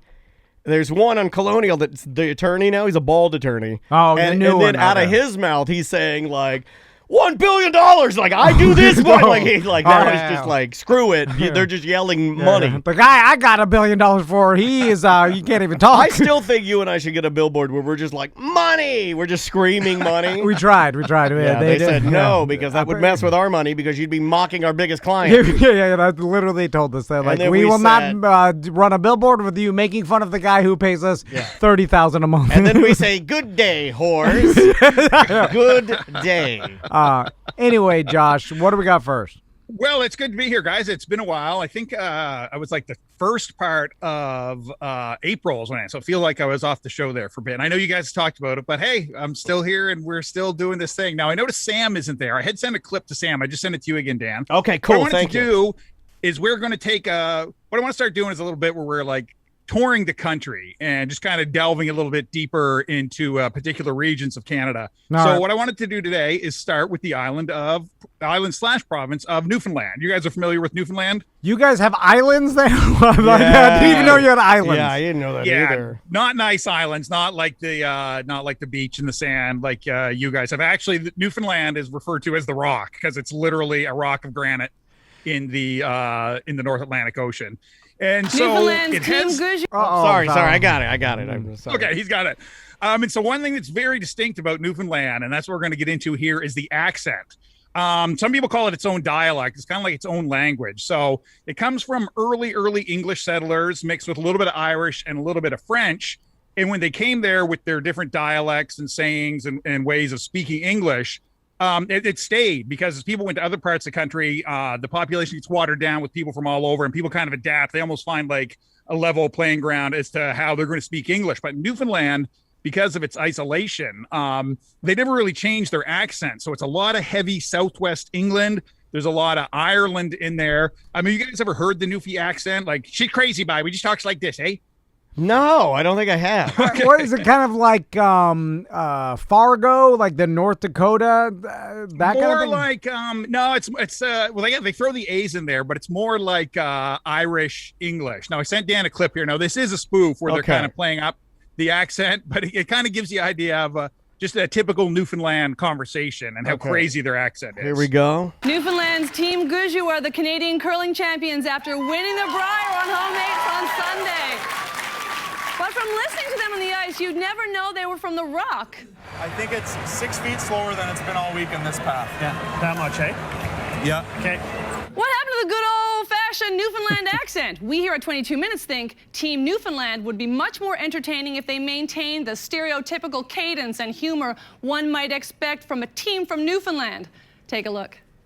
Alberta throwing and nice throw. Now Team Newfoundland coming in to deliberate their next play. They're set over now, boss. Oh, it could be worse, though. At least your pecker's not caught in a rabbit snare up Jackson's line. Right you are, sir. What are you looking at here now, me old cock? I say we shaved the kid off that one there. Jam that one in there as tight as the jeans on the preacher's wife. That should do her. Or if we smacks the face off he, driving him up Aunt Maisie's lane, we can freeze. Aunt Maisie's lane, I like that. Is it like they're gypsies? Well, I know you're not supposed to say that, but Samantha's not here, so we could say it. I feel like you gave us a highly racist Canadian like SCTV sketch that I just played on our show. So they have like that kind of like Brad Pitt in Snatch, Pikey. like the Pikey accent. I don't know if we can say Pikey. We can say it. I'll say it. Yeah. Who's offended by that? I don't know. Like, I don't even know what it means. So that's it. That's kind of it, right? So yeah, a typical conversation like one of the words, and I know if you flagged it there, Dan. You don't have to cut anything out. There wasn't any curse words there, but like a typical Newfoundland greeting, like you guys would say, "How are you, my friend?" or "How's it going, buddy?" They would say, "How's she gotten me cocky?" How's she me gotten me cocky? I can do that. I can change to that. How's she me gotten me cocky? How's she cutting me cocky? And that's a Newfoundland term. How's she cutting me cocky? So how's she cutting me cocky? Is it just Ich bin ein Berliner? And that's just how people speak because it's cut off from, and they like. It's like my relatives when they say like "I declare" and "Lord of mercy," and I talk about that. Or if you're like a extreme redneck, and we joke around about like that accent, right? Yeah. Like you just learn that from your parents. Yeah, and it's a Jeff Foxworthy, Canadian Jeff Foxworthy. Okay. Interesting. Yeah, like I said, just because of the isolation there, they've held on to this crazy dialect and this crazy accent, especially the people who live in parts of Newfoundland called outports, or they're called bay people. Those people they can't get to town by road. It's only accessible by boat. And those people there, the more you get into those rural areas where the people literally live in isolation on the North Atlantic coast, and they're called bay people or outporters. And theirs is really crazy. Bay people, not big people. Bay. B-A-Y. Okay. Yeah, I thought you said from big people. I was like, we have big people all over the place around here. Josh, where's the French part of Canada? The Frenchest part of Canada is Quebec. I think that, okay, we've talked about this, but I don't know if you can consider yourself part Canadian, but I think you can be. Yeah. My grandma, like my dad's mom, was Canadian, and she was French Canadian. She spoke You probably French. have relatives there, dude. We called her Mamé, which is grandma in French, I think, or something. But she was from Mamé. That's a beautiful name. Some part, maybe Quebec. I'm not even exactly sure, but so does that make me part Canadian, Josh? Yeah, dude, it's in your bloodline. Mamé, that is definitely a French term for grandmother, Mémé or Mémé. So yeah, Tom. So you said let's go on a quest to find your family. Tom and Dan, great Canadian adventure. Tom and Dan take on the Great White North. We go see. Find my distant relatives. We go to Canadian Josh and we try to track down at least one. We just got to find one Mamé. Well, Mamé's dead. But she's got other family around there. Yeah. I bet who knows how. What if you came from great Canadian sailing people? So I don't know. I don't know if there's Canadian sailors. I'm imagining something. She had some crazy family tree that she passed on to, but we have at the house that shows like her descendants from like the mid 1800s, or like it goes back crazy. Yeah. You probably got a whole bunch of people over there. I'm like, and you fit that stereotype. Overly nice. You don't want confrontation. You're kind of Canadian.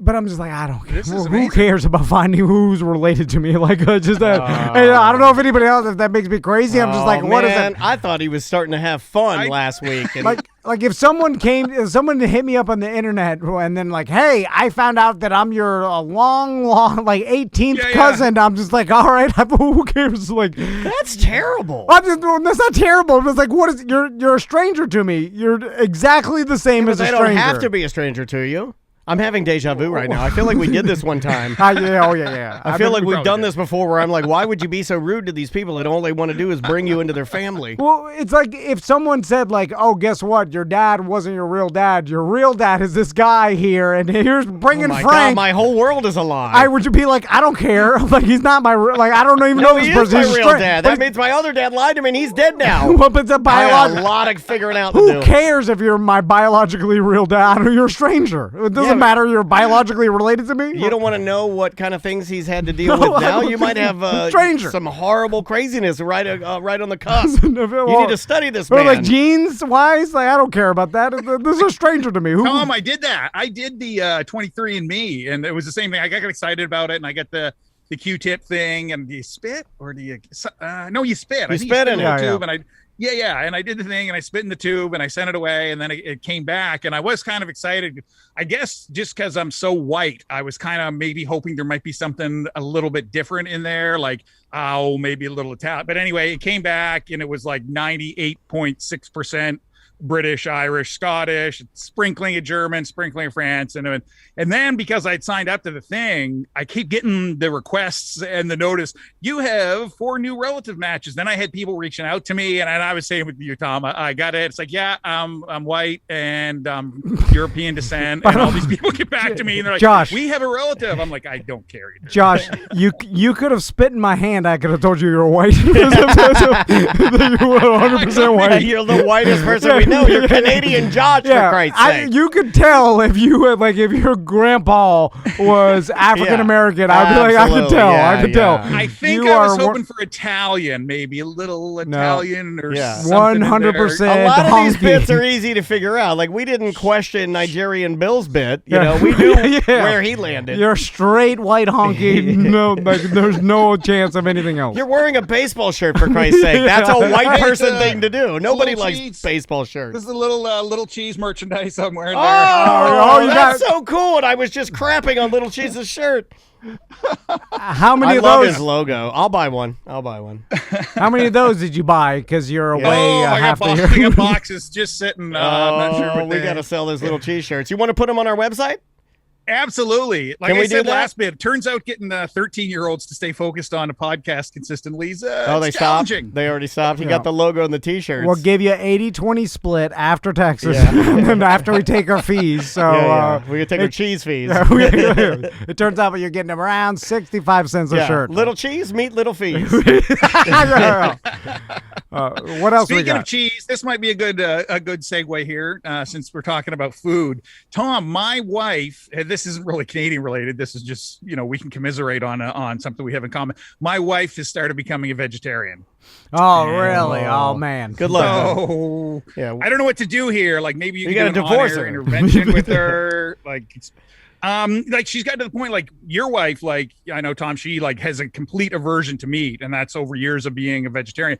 My wife seemingly developed the aversion instantaneously. I don't know if it's just in her head, but it's like she's a vegetarian, and now she finds meat disgusting after 1 month. So I'll go along with it, eat vegetables, but man, when it comes time to eat that steak. So Tom, do you ever are you used to it now? The pseudo vegan vegetarian lifestyle? See, the problem with meat is you got to ignore it because it is disgusting. If you actually if you logically think about the entire process. Now, there is something romantic about like going out and hunting your deer and like and then like cleaning it, and then that goes back to our roots, right? Like you're a hunter and gatherer. You're taking a life and like it's powerful, and then you're segmenting it up and then skinning it. You track down some reindeer,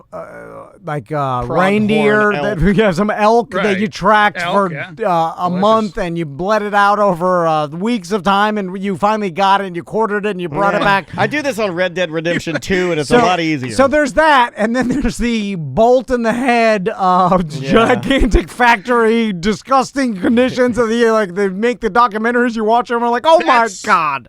That's what started it, the documentary. Oh, yeah, of course it does. Yeah, you just gotta not look at it because you can't. If you go logic, then they're right. If you watch documentaries, then meat is bad, and so is the villages. And I just don't want to live that life. I want to eat meat, and I want to go crazy in the villages. It's literally head in the sand scenario here, where you can't look at it because, and then they also have the logic of healthier for you. Yes. Like plant-based, yeah. It is healthier for you. Now, though, you could make an argument, and any like nutritionist would, that if you just go light meat, fish, red meat once a month, and then like do fish, chicken, like organic, 5 nights beef, 2 nights chicken. Then that's like could be even healthier than a vegetarian diet because you're getting those lean proteins and but you can still get the protein from the veggie anyway.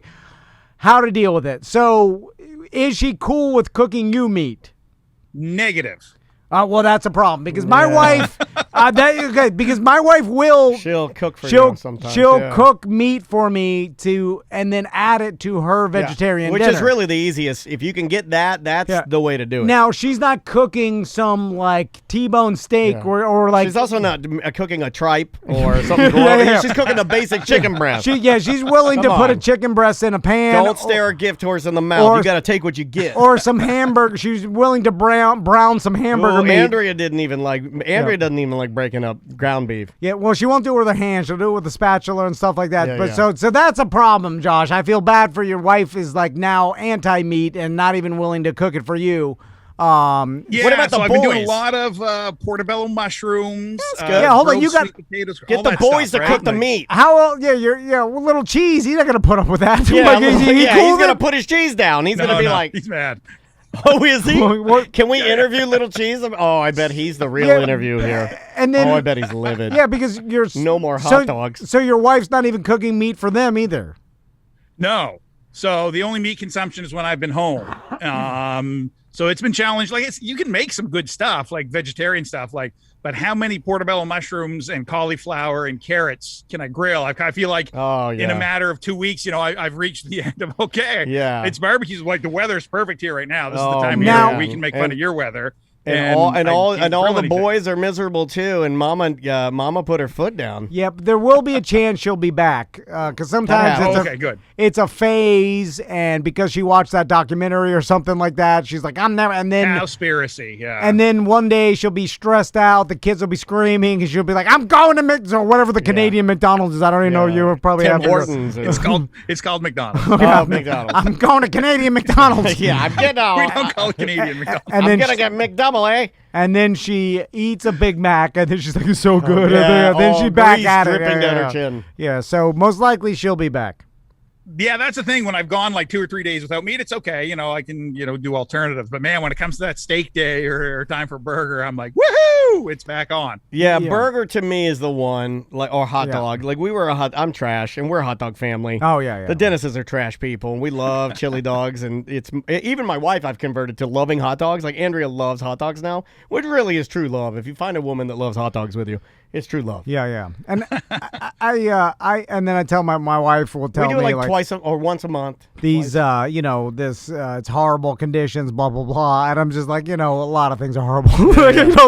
I'm like I'll be dead soon. You'll be dead. The sun will blow up. We'll all be dead. The earth will be dead. So I'm eating my GD hot dog. I don't give a damn. I would be pretty pissed if I gave up hot dogs for about a week and then I found out on the news that the earth's gonna blow up. I'd be pretty pissed off. I'm just saying that in the long enough time span, none of it matters. So anyway, what's the meat of choice for the fellas? Steak, porterhouse. That's porterhouse. I like it. You're raising good boys there.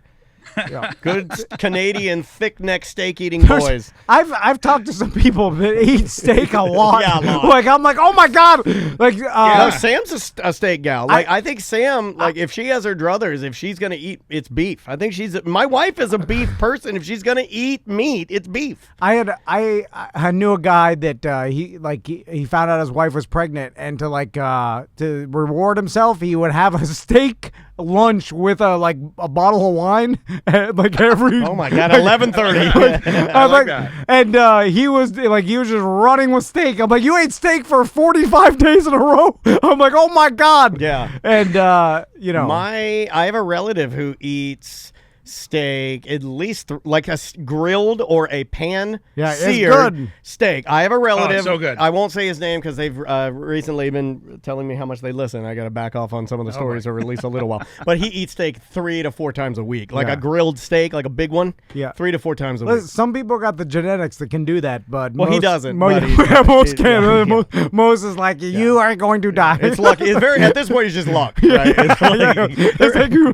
dog's just like, oh my god. Yeah, we don't even too know. Much. Like, my dad, heart attack, other relatives, heart attack. It's in there, right? The heart attack is in there. Yeah, super healthy guys, too, like Joe Rogan. He was a huge proponent of the carnivore diet, and I know he was one of the guests he had on, had started the carnivore diet, and like a lot of his allergies or food sensitivities. I mean, he just felt better eating meat. It would be interesting. You guys did the blood work challenge with Seth and Chungus Glorioso. It would be neat It wasn't to see that somebody far off, man. It wasn't enough to really it wasn't. It was bad, but not as bad as we thought for Chungus being as large as he is. I feel like the numbers say it says it's close, but the reality, it's kind of like when the asteroid every once in a while comes close to Earth, and by the numbers you're like, this came between the moon and the Earth, so like if it hit us, but actually it's like still hundreds and hundreds of thousands of miles. You think it's not that bad? No, I think it is bad. The reality, but we didn't say the a lot numbers of are things. closer. And if you don't know what we're talking about, it was an episode on our Friday Free Show, our uncensored show. You can find it at tomandan.com. But here's the thing that we didn't even factor in that day. It's like Seth can do things and not breathe heavy.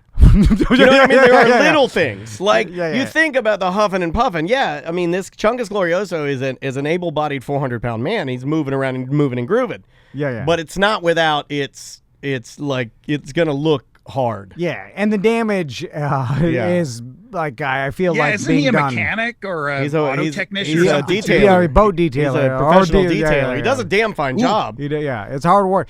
And it just goes down to genetics. And that's the thing. Like, you could eat a carnivore diet, but even at the carnivore diet, they're not eating red meat all 3 times a day. Like you have to mix in the lean protein and probably like it's just. And you're eating like. Did they eat any vegetables at all though? Oh yeah, you're eating veggies and you're eating salmon and fish. You're being a body chemist at some point. You could eat you can go 100% McDonald's and still like be not obese because it's all about calorie intake and nutrition. McDonald's. No, they did that though. It's like, but like it's all science, right? Like it's the calories you take in, the nutrition you take in, mixed with your own body's genetics.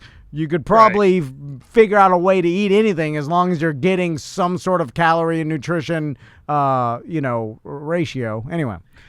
Yeah, if we get time real quick, guys, just was going to touch on the hockey thing real quick. You guys been watching the playoffs at all? Battle of Florida is well underway. The Panthers and the Lightning. Yeah, I have been dabbling in the hockey. It's really exciting, man. We've been having a good time with it. It is very exciting to see, and it's for us, it's really kind of depressing because we don't want to get into the COVID talk too much, but like we're back on full lockdown here, guys.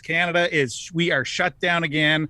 Schools closed, work closed, everything shut down. Are you kidding? Are you crazy? Dude, I just went to Blizzard Beach. I literally went down a water slide, no mask, we're open, baby. I'm drinking White Claws in the pool. I go to Publix now, no mask. Oh my God. And I moonwalk through the aisles. We are 100% open. More open. We're more open. They're removing the roof on our Publix so we can run it topless now. It's just like we're taking the roof off. We're more open than before. And we're more closed than before because of this third wave. So just to tie it back into the hockey thing, it's really strange because you look at the games going on in the North Division, and the North Division is just the Canadian teams right now in the first round of the playoffs. Nobody in the crowd. Meanwhile, we'll look at a game in Florida or in Vegas, and it's packed. And so Canadians are really scratching their heads right now saying, okay, what the hell? One of us is doing it wrong because we're closed, you guys are open. And then it's going to tie into how does this work when we get to the next round of the playoffs where we have the borders are closed and the border restrictions and self-isolation and all that. I haven't found anything that the NHL's announced yet what they're going to do with the Canadian teams because once they've cleared the North Division, then it's time to start meeting the teams from the States. So I don't know if the Canadian teams are going to have to go and move to the States and then the rest of the bring them here. We're open, baby. I'll put up some of the players in my townhome. Let's do it. They can come to Florida. Yep. They do whatever they want. Come on over here, you bearded Canadian Adonises. Come on over. I'll show you the beach. I'll take you to Joyland Arcade at Daytona Beach. Oh, yeah. You want to go to a rock concert? Yeah. We What do you got wanna a do? full What do you wanna packed do? rock concert. Super Dave's on stage. Yeah, Super Dave's on stage, non-point, you're body surfing. We're wide open, man. It's crazy. Well, Birthdays. just today, the Florida Panthers and the BBT Center announced that they're increasing the capacity. They're upping it even more. Oh, yeah. 120%. Yeah, pack it full. If you're they're going to vaxxed, 75. they're getting rules now that if you're vaccinated, you can sit on somebody's shoulders in a concert. I heard that. Yeah, That a man- long don't quote trench me coat. on- Don't quote me on that. If you go in someone else's pants, like together, you're free. Buy one, get one. It's buy one, get one for all Kid Rock shows. All right, Josh, we got to go. Plug your son's Twitch feed. All right, guys, you can check out my son's Twitch channel. twitch.tv/LittleCheese437. Check out The Little Cheese Show everywhere you find podcasts. If you need any voiceover work done, go to jcvoiceover.com. Brought to you by Mo. Yeah, there you go. Put a Mo on it. Hey, man, we love you. I'm sorry you're on lockdown, but if you can ever get away, come see us. I want to hug your face, okay? Okay. All righty, Beavers. All right, buddy. See ya, Beavers. Josh. See ya, Josh. That's a great I'll segment, not say man. that. Why not? It's fun. It means you don't like fun. A girl's genitalia. Yeah, it does not. Oh. That's minge. Mongolian for beaver. Bye-bye.